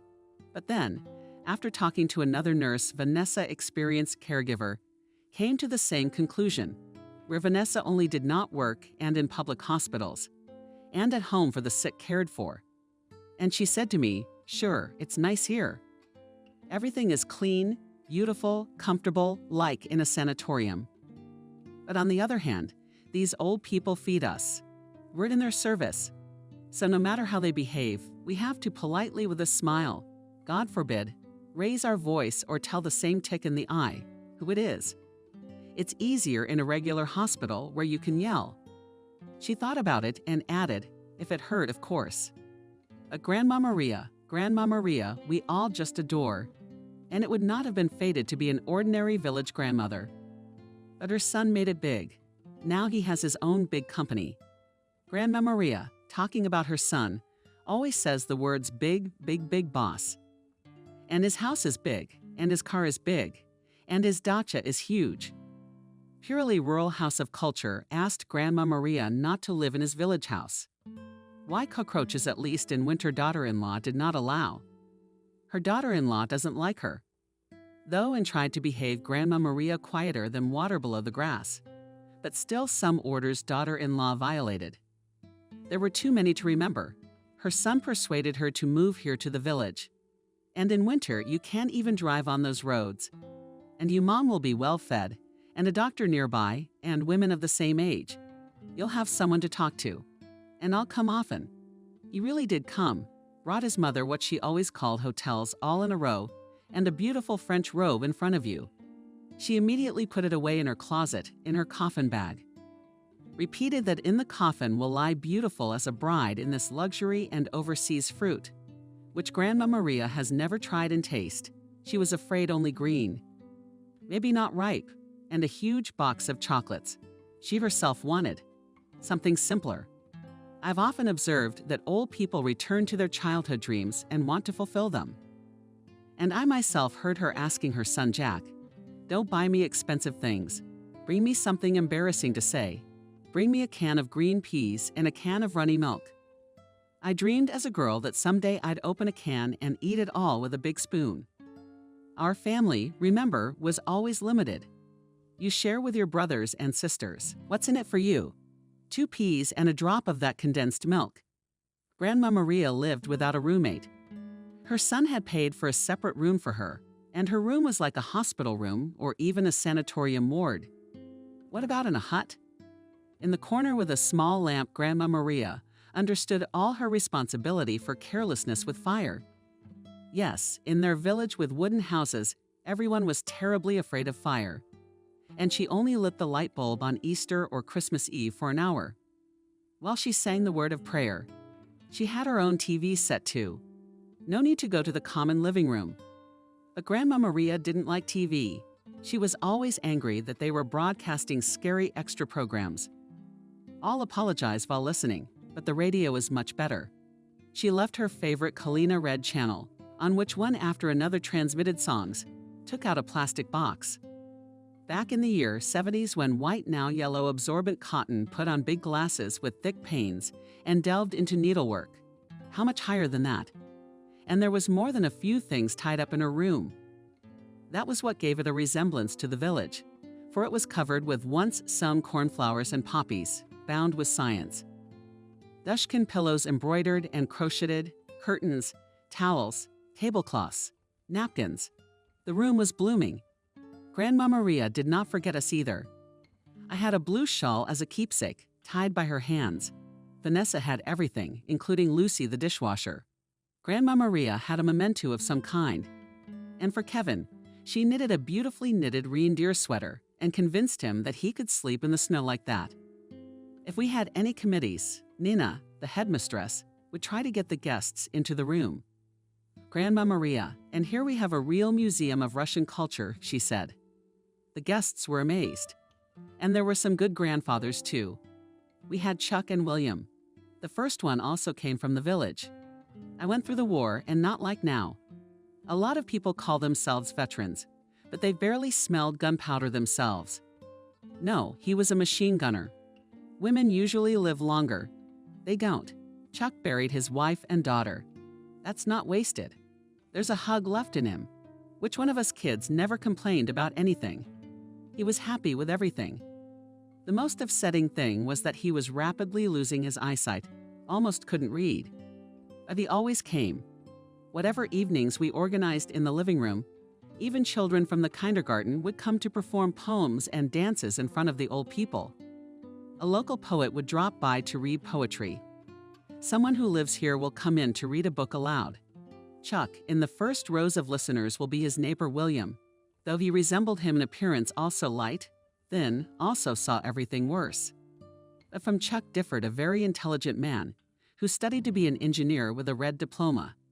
He got his main education in the camps. During the years of repressions, he could tell very interesting, and for hours about those with whom he sat in prisons, met in exile. He slept side by side on the camp bunks. But the same cruel life accustomed him to trust no one. And his family didn't work out. He also very much wanted to stay in this world, to live a little longer. And he was always afraid that he was about to die. Any pain in his heart he perceived as a precursor of a heart attack in his head, as a precursor of a stroke. Then it seemed to him that his heart stopped. Then his hands possessed several times a day. He was getting on the scale. Wasn't he losing weight? Wasn't gnawing? Was there a secretly evil tumor in him? Kevin used to check in on him several times a day, just to reassure him. Worse, if a panic attack hit our old man. Ambulances weren't very willing to come to our house at night. Sometimes she was delayed for an hour or two, and we called her often. After all, the second floor was filled with our lying old people. We had more of them.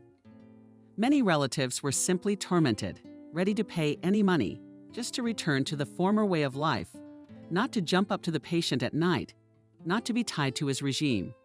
It really takes skill. At one time I thought I'd never make it. The patients are different. Some are light as a feather, some are heavy. Alas, they can't lift. Vanessa showed me how to lift such an old man, to wash him, to change his underwear. And there are so many little things. To take care of one at home can make your head spin. And if you have a dozen of them, and how many of them need to be spoon-fed? It's not quick. The second thing is to persuade them that everything is tasty, that they need to eat. Vanessa said that when she worked in a regular hospital, there were 50 people per hospital. So another nurse would just put a plate on the patient's chest and go, and do as you wish with a spoon, like a dog. There are many more such old people here cared for. And the face in a complex combination. A smile and a clutch of teeth. Almost all grandparents from well-to-do families. But the strength is simply not left to their loved ones. Here Helen, if we did not have it, her daughter, would have to part with her husband to 1,000 gimmicks at the old lady. I do many manipulations just on automatic to put on a gray, similar kerchief, fluff, chick rings, open the window, and immediately correct any curtain so that you do not feel a draft. Daria, I need to cut my nails today and my feet are good too.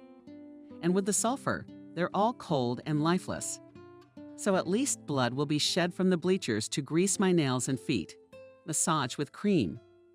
I start gently, rubbing. Old people's bodies are fragile, so it doesn't hurt. It won't leave a bruise. I can't feel it. Helen is angry. Daria is stronger. When the massage ends, it turns out that the tea is already quite cold, and it is necessary to hurry to the kitchen for a new portion of porridge. Helen, with a shudder, refuses it with unleavened food. Nauseated, she asks for a sandwich.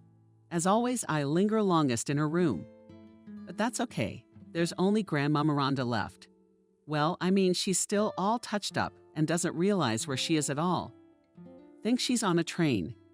Nina didn't even want to take her. Golden Autumn doesn't specialize in the mentally ill. But Miranda turned out to be an unusually quiet creature. And I feel sorry for her son, or rather, the whole family. They don't have much money. Both husband and wife work. And Miranda is afraid to leave home. She thinks she's on a train. The decision was made when Miranda, in the absence of home, climbed through the window on the 3rd floor, explaining the noise to passers-by. The full conductor locked the compartment. And now it's my station to go to. One of the strange men managed to run into the entrance, kicked the door to the apartment with his shoulder. Luckily, it wasn't iron. Dragged my grandmother back in. What else could she have done with my aunt's words? I don't know. She closes the bathroom door behind her and can't open it. She starts screaming and calling for help. Then she goes out into the stairwell and asks every cross-dresser she meets, "Is the train coming soon or is she late?" Pity. Loved ones risked it. Took it. And so far nothing extraordinary has happened. True, Miranda drinks tea only from a glass with a subcup. And my daughter needs to get a firm grip on the handle. Or as the carriage shakes, as grandmother pours steep boiling water from the hospital to go and go. Well, you can put up with that. And when Miranda asks where we're going now and if the end of the road is coming soon, she's always content to say, "You remember, don't you, Miranda? It's a big country, so we've got a long way to go." Kevin prescribed her some pills, after which Miranda decided to fit more into life and take advantage of all the outings. And in the keys to me and my daughter. Road radio. And then you and I will go to the restaurant in the car. Anyway, just as he prescribed the pills, he canceled them. As soon as I served all my pets and was about to go already to the dining room to drink tea with pies. What pies with apples and cinnamon gave today for breakfast? The smell made me dizzy. I was anticipating drinking tea like a second orderly. Vanessa opened Miranda's door and shouted at me, "Daria," and us called downstairs. We'll be meeting the new grandmother. New B, why both of us? Oh, wait, the one for whom the suite is for. Vanessa nodded. Our boarding house took over a building that used to belong to a daycare center. And the big playroom on the 1st floor, with its south-facing windows, has been turned into a suite. The suite was empty most of the time. It was too expensive for mere mortals to afford. And the suite was, of course, a single room. I can imagine, Vanessa whispered. And the ass and dough will probably have to be wiped with fluff. She bored us. Down we went, wary and interested extremely. We didn't have to wait long. A quarter of an hour, maybe, a car pulled up. A nice color. Better not ask the make. I can tell the difference between a car and a bus at best. I've never owned a car. A young man got out, opened the back door, and offered his hand to the woman, looking at the companion he was leading down the driveway. Vanessa and I soaped the granny. Her tongue didn't turn to call her that. Small in stature, graceful, gray-haired in a light-colored cloak. She walked lightly, and her shoes had heels too. I think I underestimated the scale. Vanessa stretched out. She's not just torturing us, she's outliving us. I looked at Vanessa. She is big, formidable badly. I couldn't even find a robe in the right size for her, and Vanessa is wearing a colored robe, increasing her resemblance to an Asian woman. She has black hair knotted at the back of her head, thick black eyebrows. It's a good thing we're on a shift together. Vanessa can be summoned without a problem. To help lift the heaviest patients. She helps them out like bears. On the other shift, there are 2 nurses of about the same build, both elderly. It's harder for them, if anything. Vanessa came to us through an ad posted in the church. She's very religious, and when she enters the rooms where the old ladies have icons, she crosses herself. Vanessa likes almost everything, except the most harmful, but even those trust her more than me, for example, or the girls from the other shift. Can't imagine the mighty Vanessa dropping anyone. Oh, how did we get the groupies away from her? It was our shift change. The night nurse came in on her night shift. Vanessa and I had just gone downstairs to get dressed. Sunlight jumps up the stairs and shouts in a proper voice that her grandmother is dead. Nina didn't even give her a hard time afterwards. But then we were really confused. What to do? Vanessa just kept her cool. I called Nina and Kevin. Did they leave already? Called for a special car. That's when it all started. There's this dead guy and a driver no better. They took one look at the dead man and said, "Carry him downstairs."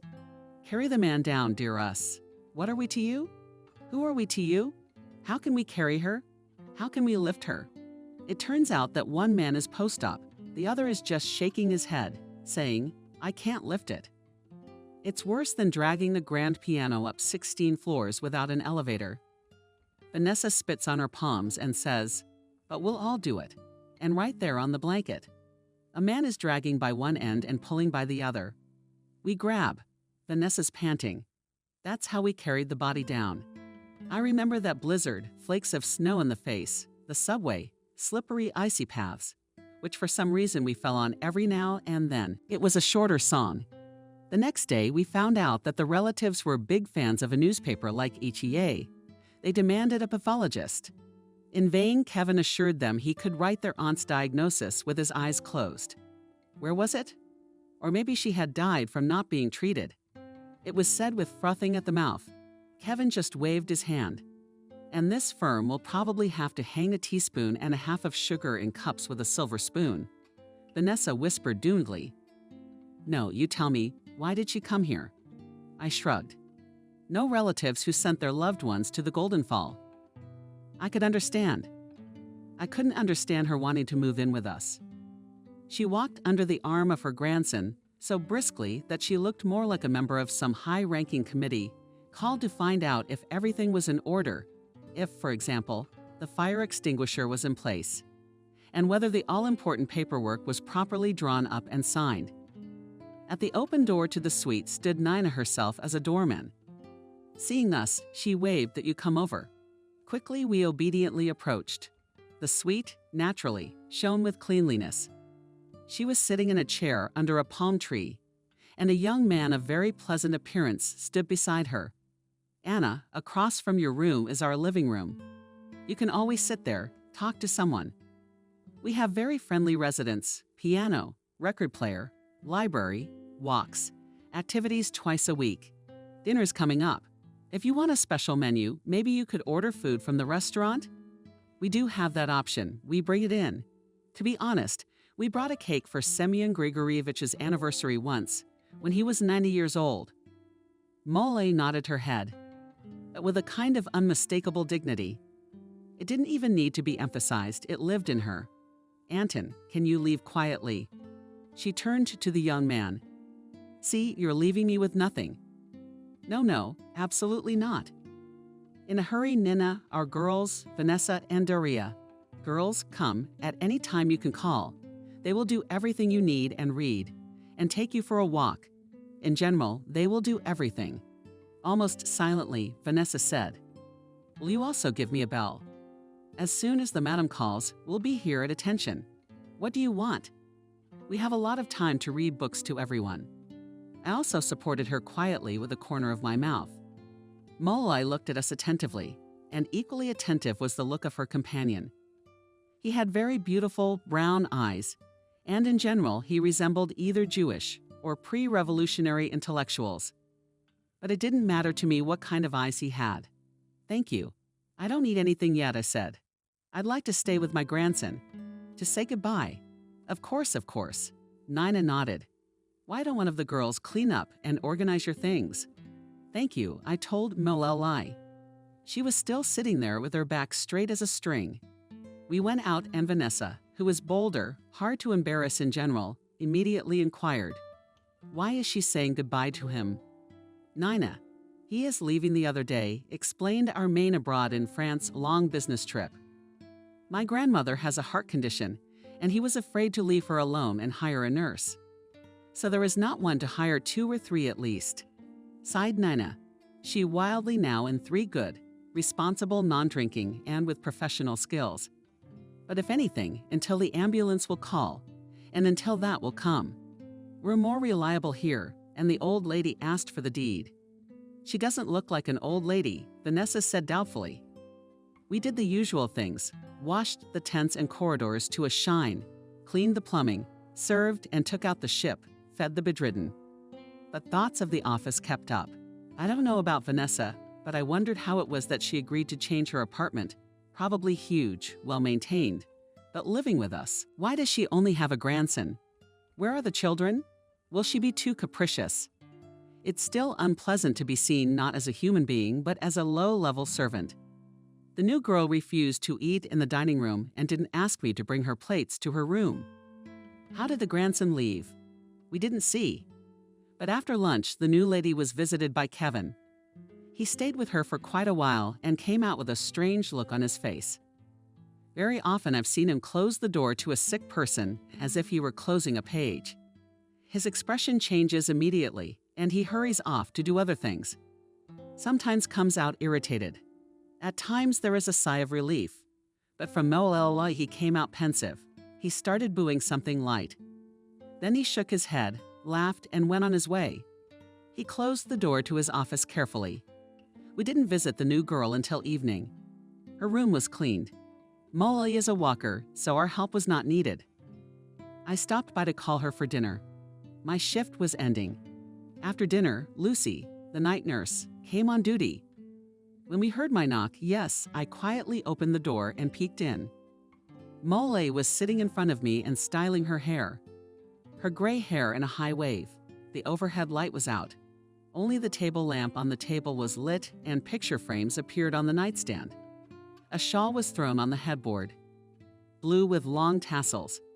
It was no longer a ward, but a room. Shall we eat in the dining room? I called, and after a short pause, I added, or shall I bring it to you here? Molly looked at me carefully. Daria suddenly turned to me, and I was surprised that she remembered my name so easily and spoke to me as if she had known me for a long time. You're busy tonight. All my surprise is gone at once, and it's beginning, I thought. Help me unpack, unpack, unpack. I'll read, like scratch my back. Well, I let Lucy do it, but Mo'olelo didn't let me think long about what duty she wanted me to do. Would you go to the movies with me, she asked. That's not what I expected. The last time I'd been to a movie a couple of years ago, our guests hadn't even thought about it. There was a nice plasma TV in the living room. Sometimes they fought over the programs. Some wanted to watch a movie, some wanted to watch the news, and some wanted to watch a soccer match. Molly had her own TV in her room. What about it? I was confused. They won't let you go, I guess. They can't, but this isn't a hospital.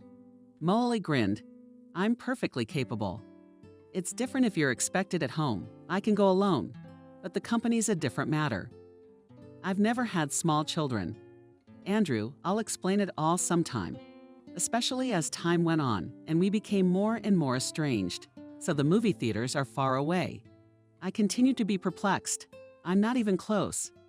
We'll call a cab, Molly said conspiratorially. What time did you get off? 8 o'clock. I couldn't get my act together. So we'll go to the last session. Come on, finish up. I'm waiting for you. God be with you. I don't need any help. When you're done, get dressed and come back for me. What movie do you want to see?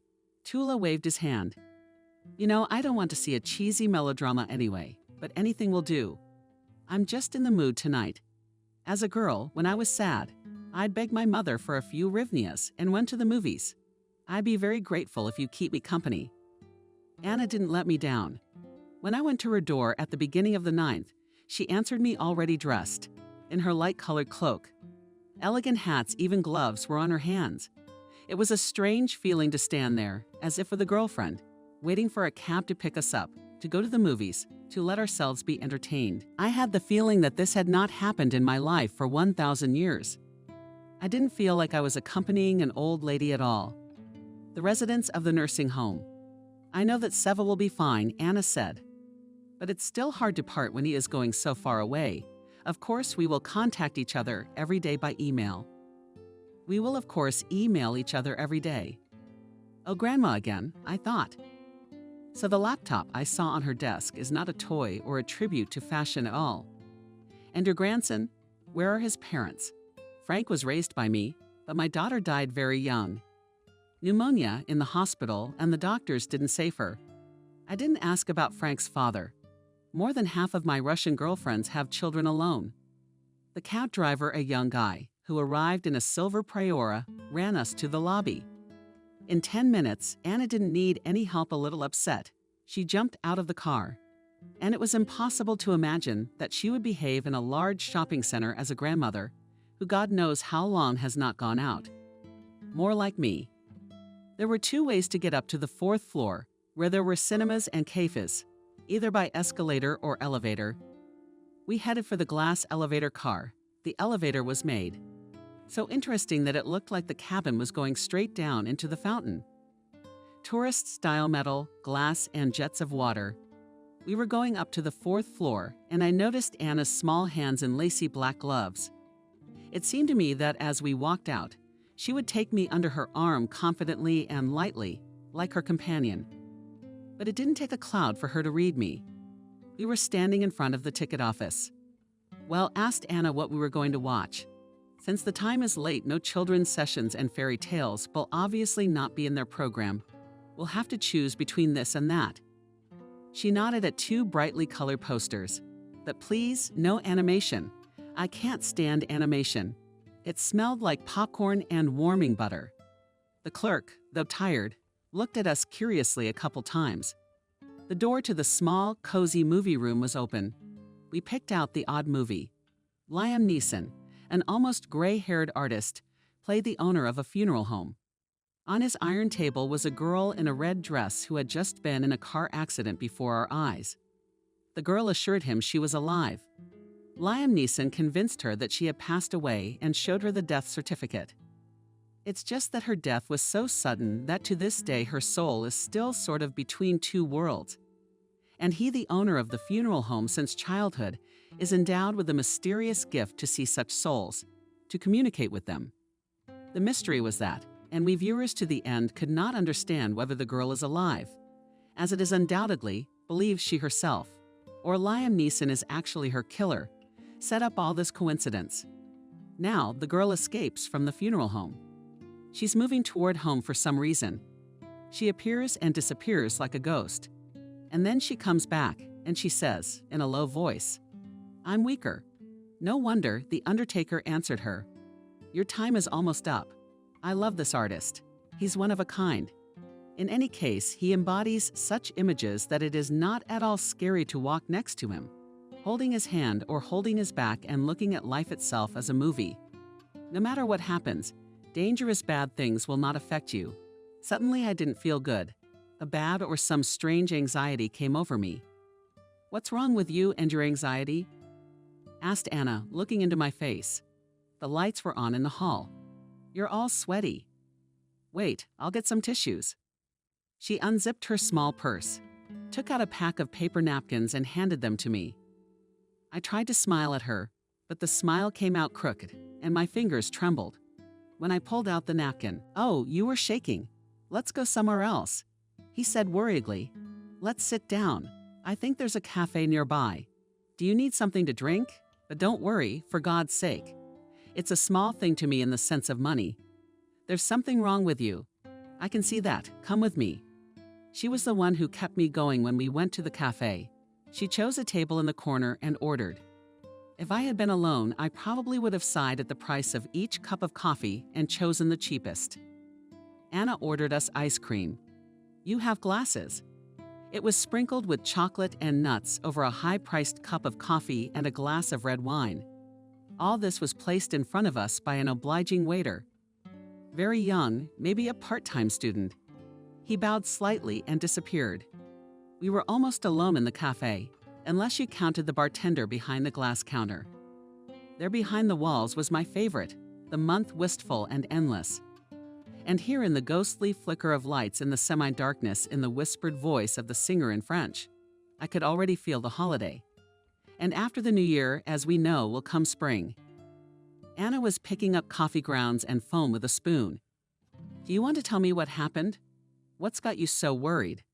I took a sip of wine. Red, sweet, fortified. I didn't know what would help me now. Anna looked at me and turned the conversation around. You're probably wondering why I'm here, aren't you? Well, I kind of wanted to. Imagine, I'm a girl from a military family used to move from city to city. I couldn't sit in one place for a long time, and then I had to choose the same job. First, I worked in a magazine with a camera, traveled all over the country. It was hard to get out of the country back then. Not only did you have to be politically above board, you had to have a chance. As they say, the stars aligned in the sky. But I'm very grateful to fate for that time. I've been where today's travelers are unlikely to go. They may have traveled around Europe and Asia, marveled at Easter Island. But here in this vast, undiscovered country, you can be Columbus the discoverer. And this is what the world looks like when the sun goes down. In the summer, I used to wander barefoot in the shallows by the sea on a dare. We didn't live long, but we lived in the deep taiga, like on an island. And what are the nature reserves worth? To get a good shot, I'd go where men wouldn't dare to go.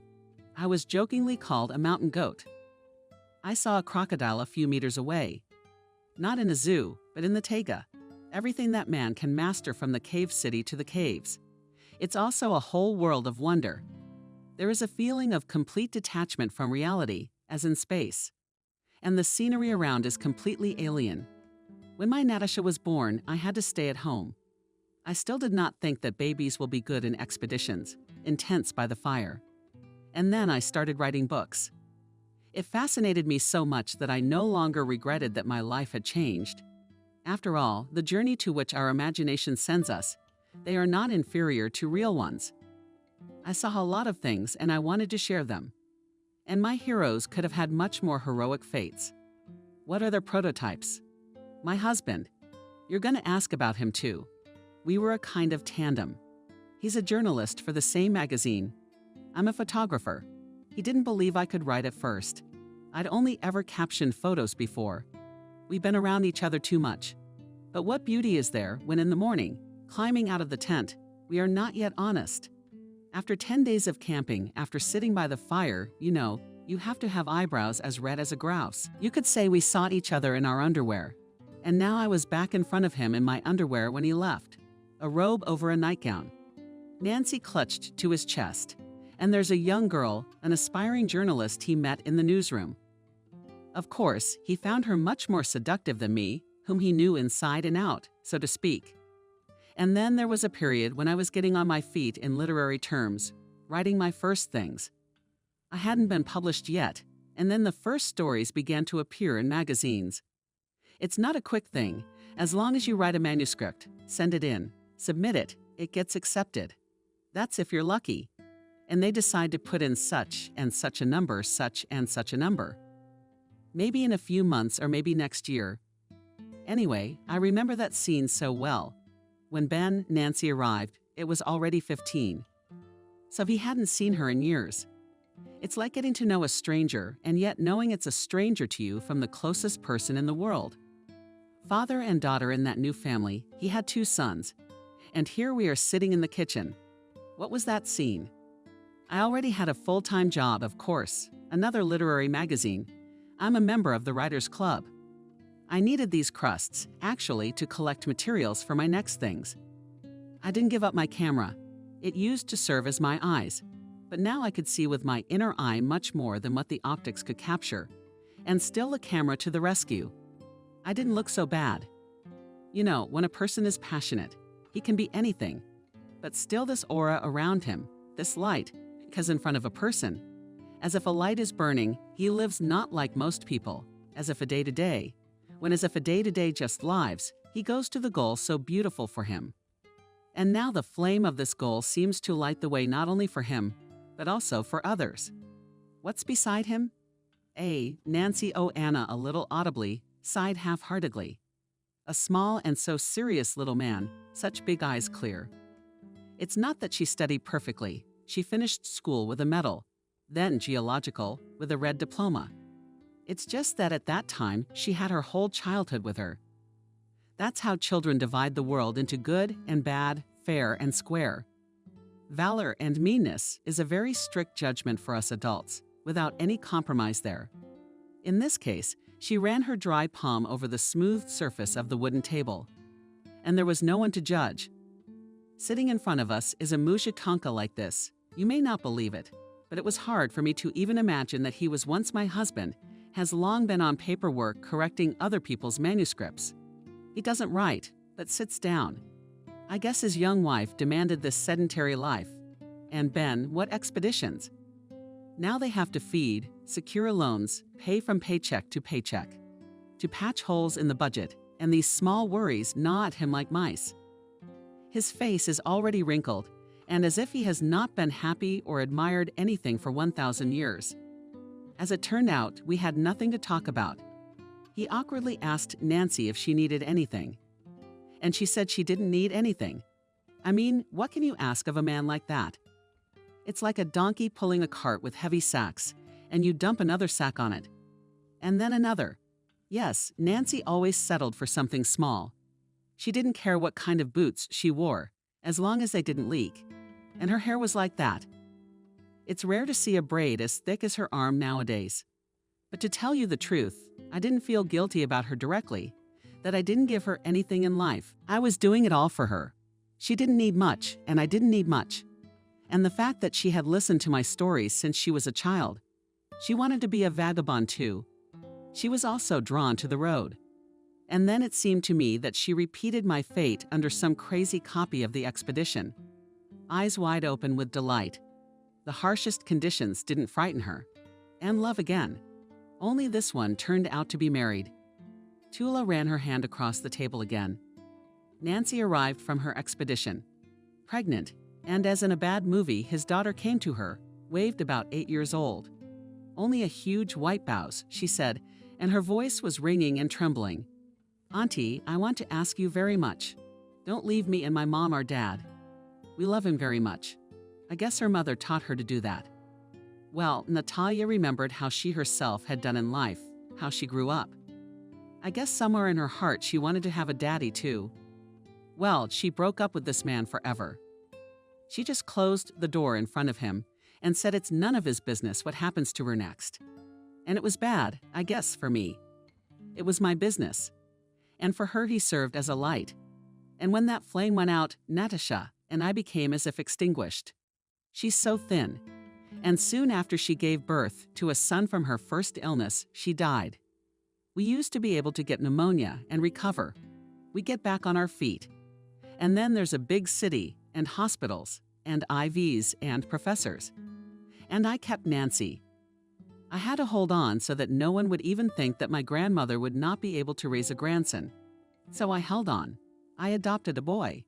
It was possible to raise him so that he wouldn't know his mother at all. And his father even less. He had no memory of his own. But I used to tell him about Nancy and what she was like, and how she grew up, and where we went with her, and the funny things that happened to us. The kids love it.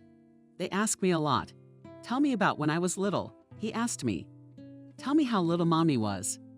Thank God, he wasn't interested in geography, but in languages. He was fluent in French by high school. And I'm only for the special school tutor Foreign Language Institute. That's how he got into the institute, and my whole began to fall apart like a house of cards. Everything I was holding on to. And I began to make friends with doctors more and more often, especially after the heart attack. And now my grandson is a translator for a large company sending him to Paris for 6 months.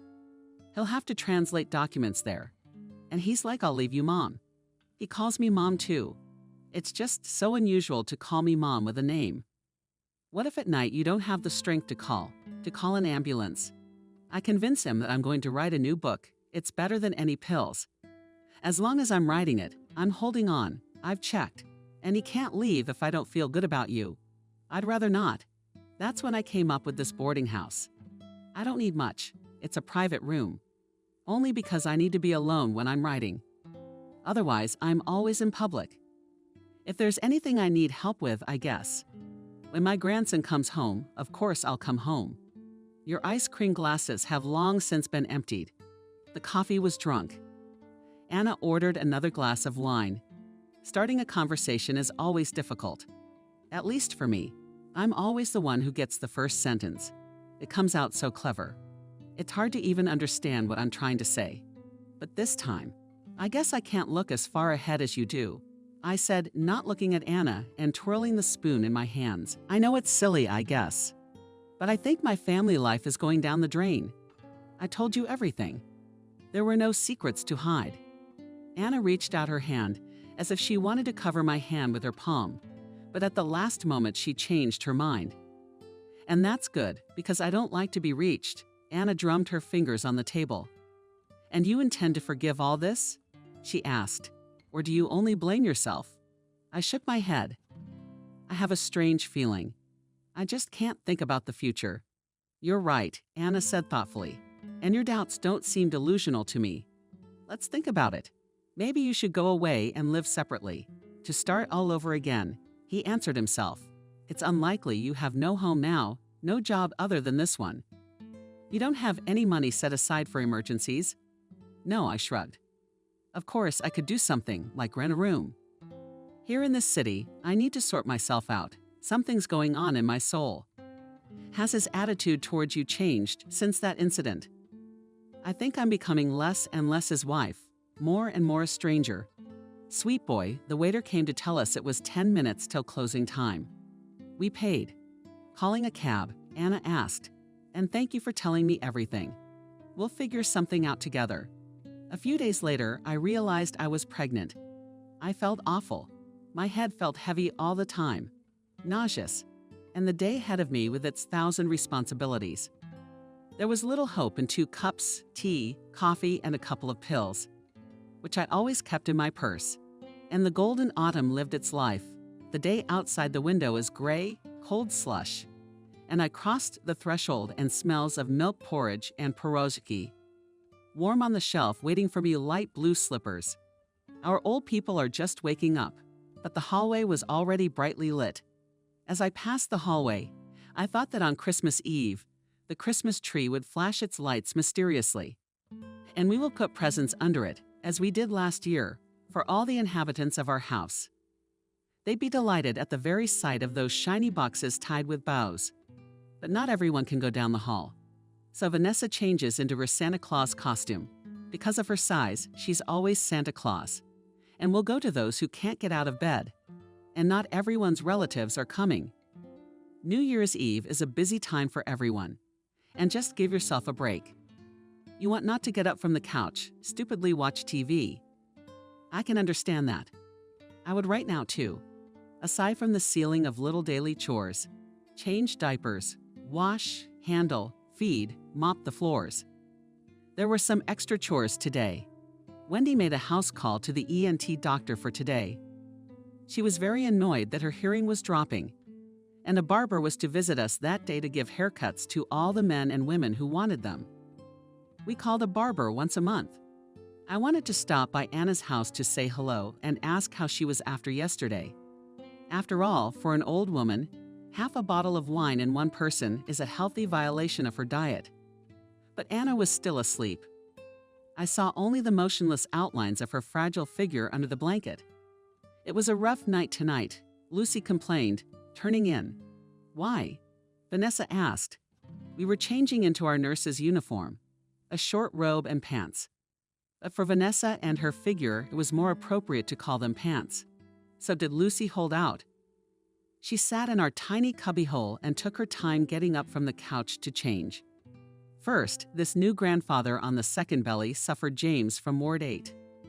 Vanessa never confused anyone. She memorized all our new residents at once. Yeah, he's breaking it from the semolina. And he didn't say anything to anyone. And his family didn't tell him. And that's what we had for dinner. I changed his diaper 4 times last night.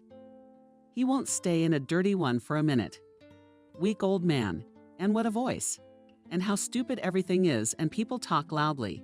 And here she's screaming all the way down the hall. Lucy, sign it. I'm shitting myself again. It's a good thing he was in bed. I would have collapsed by morning. And Wendy put on quite a show. First, she demanded I take her blood pressure. Then her heart was racing. Gave her some drops. Then she wants her blood pressure taken again, and she better call Kevin to come over. Because I've seen enough. You're waiting here? You can't wait till we're all dead. Less work. What a parasite. Vanessa couldn't take it anymore. Aha. And now she after her night concert, which is not by request of workers, crumbles to her. The doctor will come today, and you'll find yourself to blame again. I'm just making eyes at you, and here you are disturbing me with your buckets and mop. How do I understand her relatives? Who would chew on such a girl? Can she stand it at home? The day rolled on, but thoughts did not go out of my head, and that in normal times, and things that in normal times wouldn't be annoying, which I would have laughed at this time, forced me to be silent and not to snap. Chuck and William, when I scrubbed their floors, once again argued Chuck all his life, and in recent years, and especially was convinced that there was no more terrible strain in life, more tremendous work than the war. That was the first time I heard that from him, by the way. And what do you think? A daughter and a battle is work, hard work.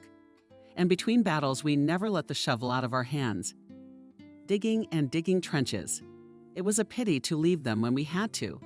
And such labor, especially in winter, was freezing on the ground.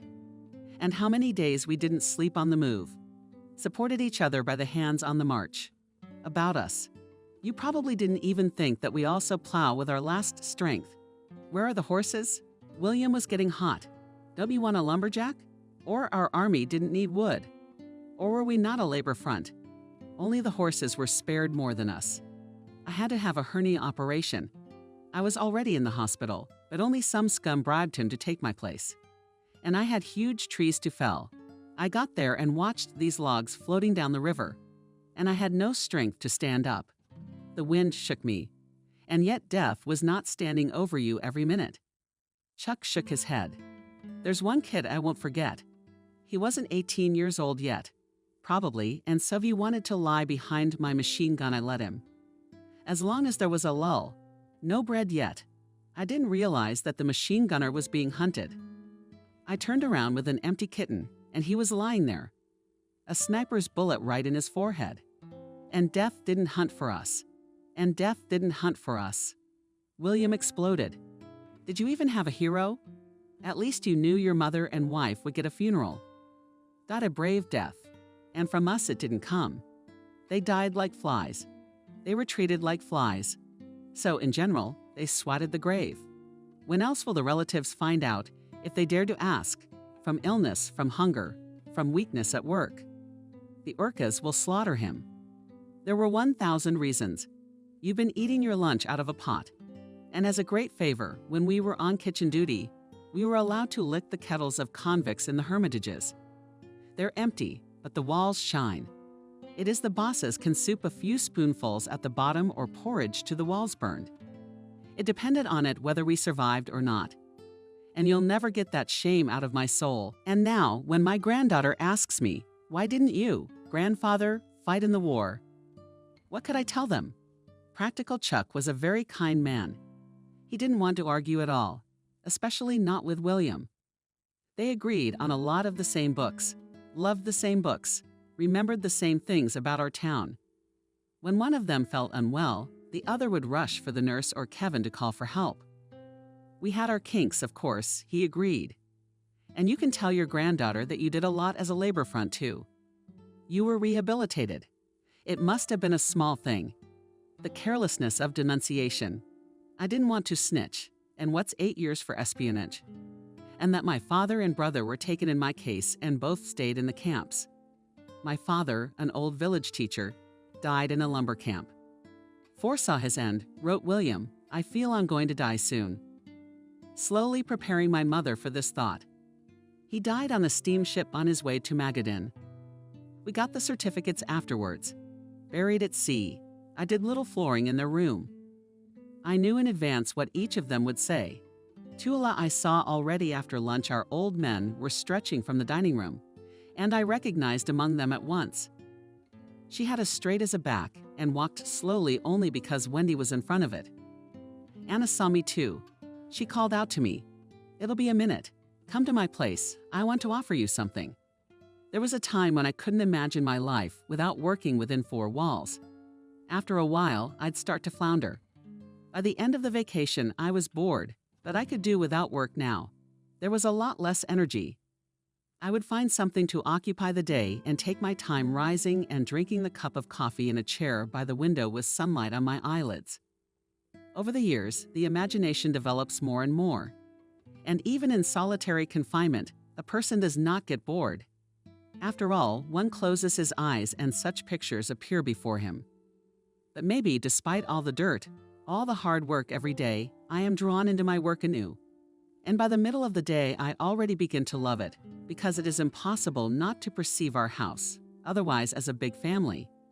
Today, me and the girls, Vanessa, Nurse Kate, Nina, and I stood in the hall and discussed such an exhibition. We're going to do one for Birthday Boys Day. We have one every month. We should catch our old people and take pictures of them so they're as touching as they are in real life. Not just, a face like a passport. We glued them on some large paper boards, and we will write wishes and gifts for each of them near each photo. We should think about it too, Lina said.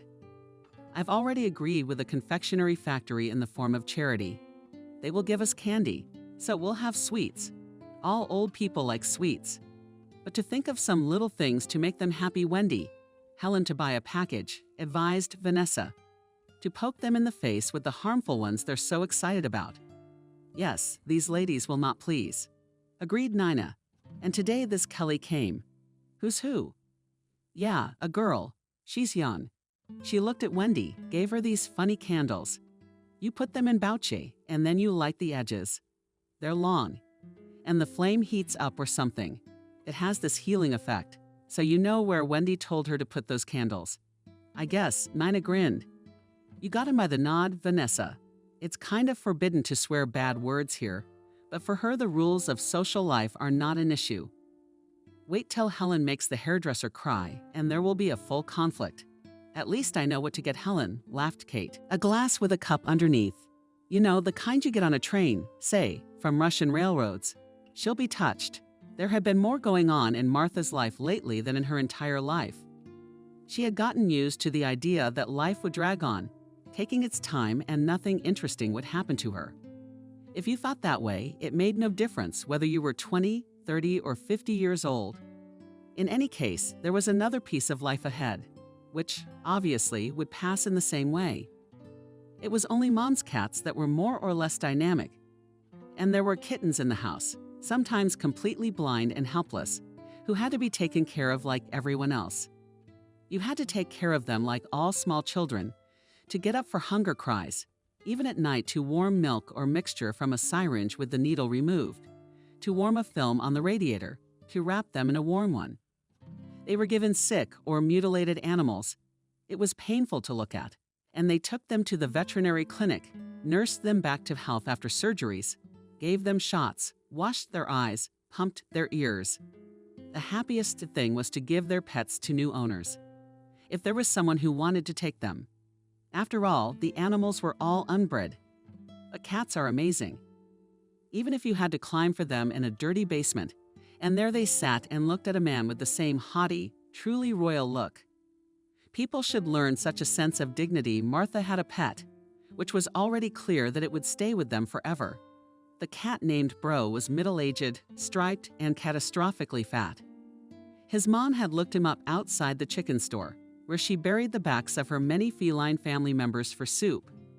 Next to the door lay a fat cat in a collar. Mom bent down to pet him and read the sign on the collar that said, "Good, please don't feed him. He's on a diet." The owner's home address and phone number were listed too. The cat looked at the woman carefully, saw nothing from Yasnov in her hands, and lost interest in her. Then my mother saw Brove more than once, and then met in the same store in line for chicken with his mistress, already not young, but very anxious. "We're going away," she complained. "My mother-in-law is having a stroke. We're moving in with her. I'll take care of the old lady. Only the cat can't stand it. Where will I put the Bro? I don't know. Such a smart, soulful cat. And what did you feed him so?" Perplexed Lilia. "How many cats do I keep? But I have none. Yes, he eats no more than any other cat. The doctor said he had a metabolic disorder and had to go on a diet. No more sour cream, no more cream. And there's the chicken. Fished specialty food additives. Lily kept her eyes on Bro for a couple more days. Then she wrote off his collar and called his landlady's cell phone number. She couldn't bear the thought that such a colorful and affectionate animal would end up on the streets. In the new house, Armour did not quarrel with anyone, fed him separately as he ate without hurrying to taste. At this time, other cats, already finished with their portions of Sambo, leading revenge torpedoes, rushed to his bowl. And who was the first to eat? The one who ate. All fiercely spoiled-fed cats lily well, but those who had recently been homeless, there was still a reserve, left appetite for Bro, sat next to him, watched how strangers spread with his food, and confused politely poked Ammer. And then he followed his masters. He looked into their eyes almost humanly expressive and said meow, saying, "I am hungry." That's when Martha took him into her care. Since then, I personally Bro's saucer stood on the windowsill, and Martha stood next to him while he ate, driving away from other applicants. And Brock spent all the time that he didn't eat or visit the cat litter box in Martha and bed, sprawled out on the pillows. What does it say about lonely women and kitties? Sad thought Martha, especially about old maids. She had already resigned herself to the idea that no one would ever fall in love with her. She looked in the mirror for a couple of minutes a day, just to see if her hair was okay. Could she go to work like that? She perceived her apparent lack of beauty as a kind of justification for her loneliness, as an order from above. You have a different destiny, and there's no need to get involved in family life. Lily could never buy her anything that made Martha stand out, that she liked, and her clothes were the most modest. As Martha thought to herself over the refectory, perhaps now. When Martha was already working, she could go shopping and pick up a more colorful and fashionable closet. Well, at least on sale. But it never occurred to her. Finding herself in any large shopping center, she either hurried to the grocery department or dared to go into the household of all these stores and stores, where behind the glass doors rows of skirts hung in rows and feathers stood in rows of boots. It was hardly as if the friendly girls were shying away from them.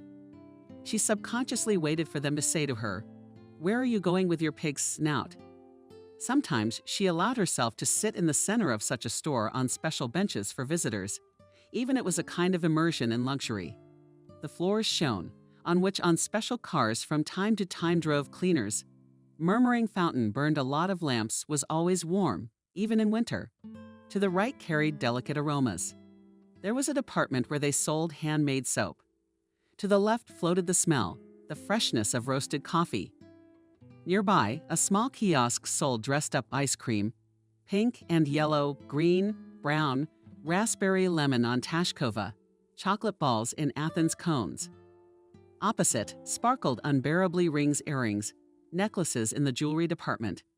Passing by, chirping tall girls with long legs, heeled boots, loose hair. They were so young, so confident. Martha rose heavily, picked up the bag that stood at her feet. Bread, cotton laundry detergent, otherwise the smell from the cats would not go away. And going home wouldn't even occur to her. It would have seemed an unthinkable dare to go on a trip. She'd never even seen the sea. Maybe if her mother hadn't started this shelter at home, Martha would have thought about it. What's her excuse in life? Not the numbers she puts into the computer every day at work. The strongest feelings Martha experienced were given to her by books. She was not distinguished by exquisite taste in reading since childhood, swallowed what she could get her hands on in the library. With the advent of the internet, she moved there for her birthday. Her mom got her a cheap laptop.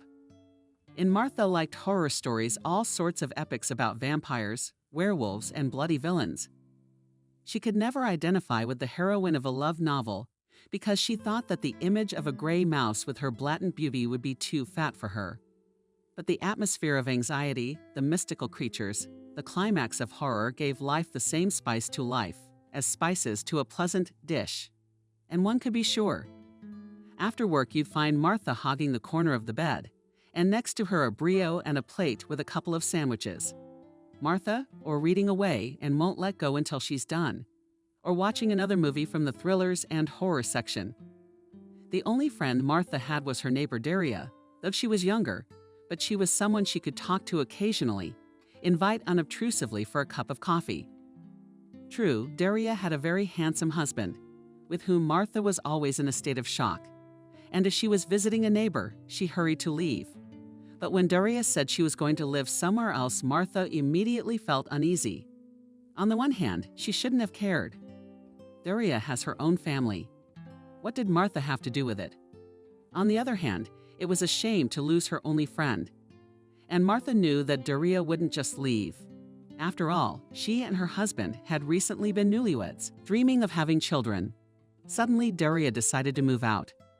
Maybe there was something she needed help with, and then Martha decided to go to Golden Autumn after work to find out. It was very unusual for her, a whole trip.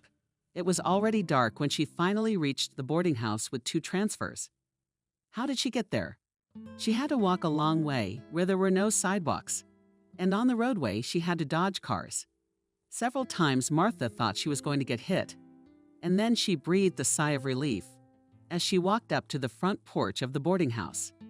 Who are you here to see? A woman who sat at the entrance behind a special counter and knitted. The janitor, probably not to be preserved. An old black woman with glasses. On the records, something white airy. It was very warm in the boarding house. It smelled of porridge. Martha didn't have to go anywhere far. She was glad she could ask right there at once. Tell me please, I'm Daria Serebriakova's neighbor. She works here. My mom and I can't reach her. She's doing well. She goes to work as a janitor. She wanted to answer them. But there was a thin old woman walking down the hall. Her gray hair was styled in a high updo. The woman was carrying an electric kettle. She slightly covered her eyes and said to Martha, "Come with me, I'll tell you." Shoe covers, shoe covers. And the janitor shoved Martha a pair of shoe covers made of denim.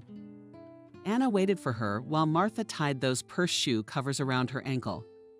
When she led her to her room, Martha looked around perplexed. Is this a nursing home? It's a luxury hotel. Such a big room. 2 windows, couch, flowers. It wasn't until Anna invited her in and Martha walked over and sat down that she saw a man sitting in the chair across from her. At the same time, he raised himself slightly, extending his hand to Martha, saying hello, and Anna introduced him. This is Kevin, our doctor. Briefly, she recounted the whole story to Martha. Daria had been brutally humiliated by her husband.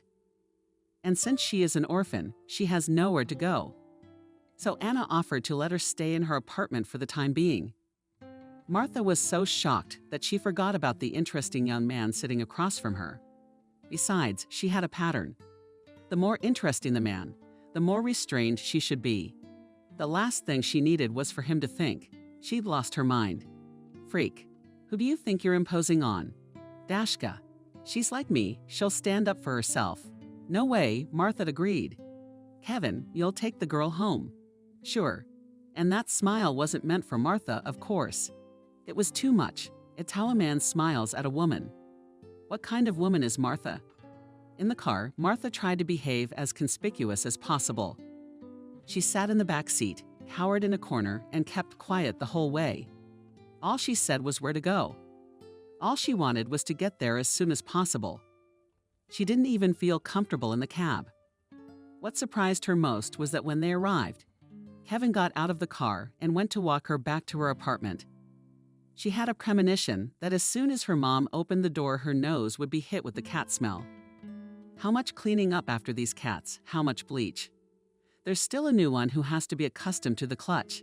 That Kevin seems slow on the landing to you. Like he wanted to ring the doorbell where Daria no longer lived. Maybe he wanted to talk to her husband. But Kevin only nodded at Martha and started down the stairs. Kevin, on the other hand, thought to himself that Daria would never forgive him. And that it was a terrible thing to fall in love with a friend's wife. And he hardly knew her as a person on that unfortunate evening when the alcohol had played a cruel joke on him and her. What to do now? A serene life had long surrounded him. As a young boy, he had been sent by his parents to his grandmother's care. But it was not the village most of us imagine. At the word grandmother's village, my grandmother became the owner of her ancestors' dacha. Her grandfather, a rich factory worker, had built this wooden terem to bring his large family here for the summer. It stood on a mountain. There were countless balconies, cans, and a slab or two-story house, fanciful wooden lace. My grandfather built this house in 1915. From time to time, the house was painted according to what paint was available. And when in the 90s grandmother proved that she is a direct heiress of that very factory worker, local authorities were glad to give her the mansion promised finally. But maybe she'll finish it.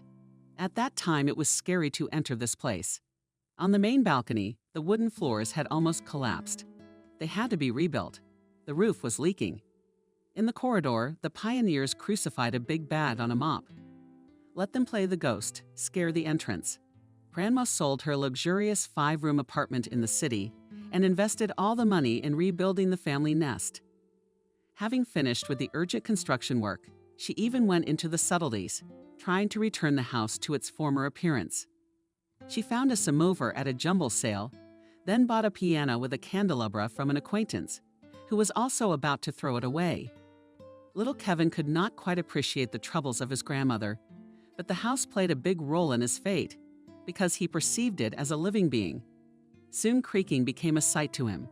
Every staircase step he, and the night wake him suddenly, would unmistakably tell what is visible from the window of each room and how the sun wanders through it, at what time the sun peeks through the window, at what time it leaves the main balcony, on which, according to surviving memories of the family of the factory worker, drank evening tea. Before, there was a marvelous view of the plain. Now the trees had grown up around it. If there was anything to admire, it was the forest. But it was here that he had his encounter with the unknown beyond, which later led him to write books. Kevin believed that in the old fireplace lived the housekeeper.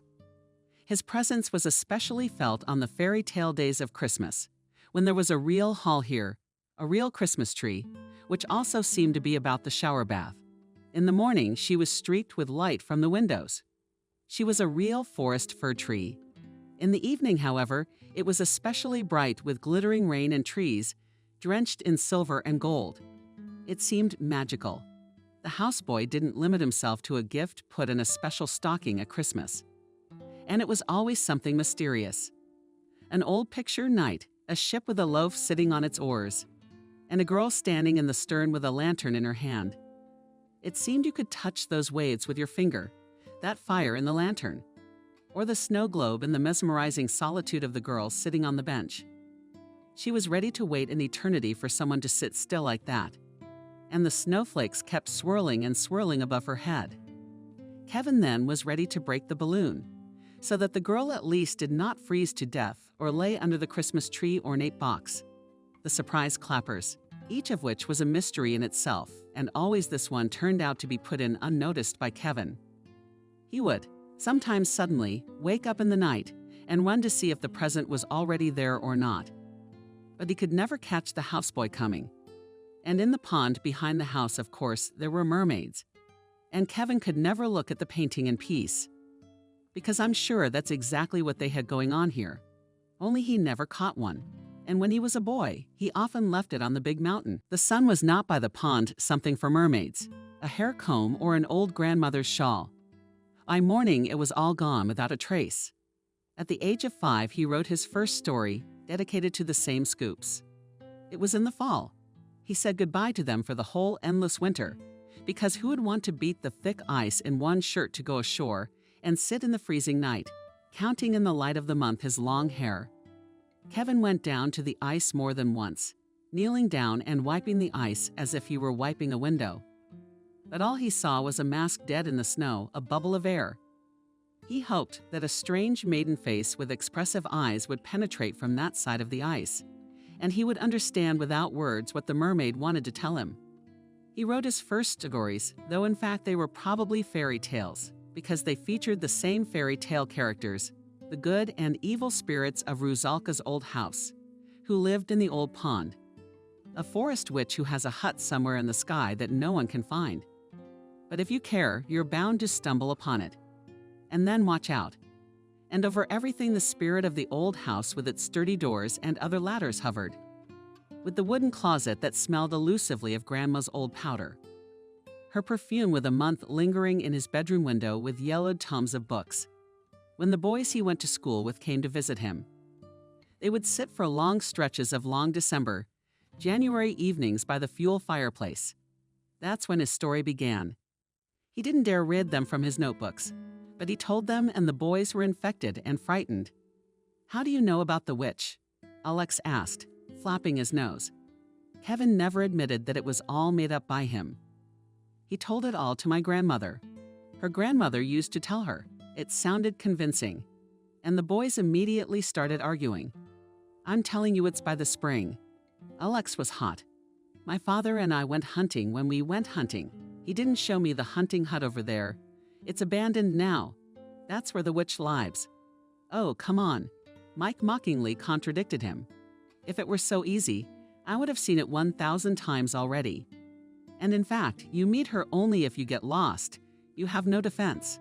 You don't know where to run to people. That's when the witch comes for you." The boys were soaked. It was getting dark outside the window. And grandmother, who sat by the table and knitted attentively, listened to all this. She also collected notebooks, shoved them carelessly to her grandchildren, folded them, kept them safe. And then, leafing through these notebooks, written in childish handwriting, horrified and ashamed of his naivety, he still no. And he drew from them some ideas that could only come to a child with his imagination. And without realizing it himself, he tried his best to keep that child in him. And yet at first, at his grandmother's request, he got a real profession. He graduated from medical school. He had a rare gift, a brilliant photographic memory. It was enough for him to read a textbook, and he could, closing his eyes, retell what was written there at the exams without any problems. Fortunately, the university had brilliant teachers, and Kevin was fascinated by his studies. He graduated, worked in a hospital for a few years, then moved to a boarding house as a doctor to the elderly. But in parallel, he continued to write. His road in literature was relatively successful. After years of refusals, not recognizing poisonous criticism without despair, and the desire to give up everything, he began by winning one literary contest or another. Then there was a novella describing a 19th century boarding house. The girls are taken out of town to a farm where they will spend the whole summer swinging on swings, catching butterflies with a net, reading poetry, and strolling through the alleys under an umbrella. This idyllic picture is shattered by a new pensioner who has just returned from Hungary with her parents. She is full of legends about the vampires, werewolves, and other non-good things there. At first, the girls listen to her stories as scary fairy tales and assure her that here in the wilderness nothing like that can be. But soon Maria comes to a different conclusion. She knows the signs that the girls ignore. Maria realizes that the vampires have reached those places, and if not to fight them, all awaits doom. And only she, knowing from ancient legends techniques to fight ghouls, manages to stop the invasion of the immortals. This story went to the readers and soon came out a separate book. And then there were more and more. If Kevin once dreamed of a bookshelf on which will stand only his books, then now much has already been written about the ideas in his head dreamed. What's a bookshelf for? A whole rack of books. But over all his works hovered the ghost of the old house. All the fears he so convincingly conveyed to others were born there. If he didn't get a line written in a day, it was an empty day. He was desperately sorry. It had faded into oblivion. Time, after all, could give birth to worlds, for could weave a shining web of intent and words. He did not understand people for whom it was natural and taken for granted to waste days and years going to work. Good, if more or less favorite, but more often the one with the heart he was indifferent to. And then to come back tired and live out the evenings at a desk, sitting in front of the TV or going out with friends, but not creating anything that time would preserve. Kevin considered such people the hotels of life, the mad motors of far more than had ever descended, and the hand of some madman in a casino. It was about life. Writing anything now? He asked his acquaintance when he had high hopes. Thoth looked away for a moment. But now you realize, brother, there's no time. But I have a book lying around that I've started. Kevin, I wanted to say that life will never give so much time that you can drown in your work. And a book forgotten for years dies, too. Its characters, it's made flat and cardboard. He sat down to his work at 4, giving it his best hours, when he had strength and his head was fresh, and got up having done what he set out to do. Then he could live like all normal people, work at his main job, meet with friends, go to the theater and stores. But more often than not, he didn't do it like everyone else. He went wandering wherever he could get something for his new thing. Even if not a picture that evoked this or that association, the thought of God knows how this mysticism of creativity originates. A branch of kachut in the fall sky lit by a window snowcap on the ridge posts. Everything could miraculously be reborn, become a page in a book. And you don't get bored sitting in this town for years. A schoolmate once threw it to him. He just told me how he'd come back from Spain near the hotel. There he lived as sunbathed, bathed, what he ate, where he went on excursions. He was rubbing his phone, showing countless pictures from the I'm in the Background series. He wanted to emphasize that if it weren't for the job he toils at from morning to night, there would not have been this 2-week trip to Barcelona in his life. And from the thrust of the full, Kevin took off his glasses. They were sitting in a cafe that, contrary to the trends of the time, had been there for 50 years. Their parents used to come here for tea and chocolate scrap when they were students. Then they themselves used to come here for coffee and condensed milk during their college years. It was also glorious. Coming back from the movie theater, freezing to a state or hole. Running in here and getting an empty, steaming cup in their hands. The same were now standing in front of Arseny and his companion. Even the cups haven't changed. What do you think it's like to live a boring life without going anywhere? He asked again. How did you come to be so spiritually poor that you are bored with yourself? He wanted to say that he too was going to the Iberian Peninsula someday, to stand outside the cathedral in honor of the Holy Family and hear the wind singing, resonating off the towers. Antoni Gaudí thought that the music of the Creator himself would be heard here. You can't record such a thing on a tape. But he held back and kept silent. Suddenly did not realize by his friend, it was secondary to the quality of the hotel, where to live and the food, which could be tasted and admired or bypassed in a foreign country. Anna, with whom he was separated by years of generation, was closer to him in this respect. And of course, when she asked him for any favor, he was always happy to try to fulfill her request. But when Martha got into his car, this not very young and not at all pretty girl wrapped her arms around herself, an instinctive gesture that shows one is closed to socializing and talking, a gesture of don't touch me. It made him look at her more closely. There was that depth and subtlety in her that meant beauty to him in the first place. And she was helpless, so helpless. He felt like walking her back to her apartment, leaving her already safe. And then he was coming home and already approaching the entrance. He looked up at his windows. He always left a light on in the hallway. And now he saw the clear silhouette of a dog standing with its front paws on the kitchen windowsill. The dog was gazing at the subject outside the window waiting. I was unspeakably lucky. I realized that my job had to be changed immediately for several reasons. And because of the fact that I am now not allowed to do heavy physical labor. And when you're caring for the sick, you can't do it. But most importantly, I didn't want anyone to know about my pregnancy except Anna. And first of all, Kevin. It would have been a horror of horrors for me, as the young people say. If he had to go against his feelings and marry me like a decent man, I no longer hoped to find a suitable place for me. When I saw an announcement that a small store needed Florescu, I went for an interview and quite unexpectedly I got the job. And I warned the owner that I was pregnant. But she said if everything is good with my health, I will try to reduce the maternity leave to a minimum. I will give almost everything that I earn nanny, but work will not quit. And I got the go-ahead. It was as if I got to my favorite profession and worked frantically self-consciously. I came long before the opening of the store and stayed in it until almost midnight. Good thing the smell of flowers didn't irritate me. In a small pool in the middle of the hall floated roses. I pulled them out of the absorbent cotton, fresh, as if they'd just been plucked from the bush and dewdropped. With my first paycheck, I rented a small studio apartment near the store. I thanked her for being kind enough to let me stay with her and gave her back the key to the apartment. Honey, you still don't want to tell Kevin? Anna didn't go on. She knew I'd figure it out. No, I said firmly. And your husband, Andrew? I've only heard rumors, and believe me, he started courting our neighbor Martha. Poor girl. I remember her, Anna said thoughtfully.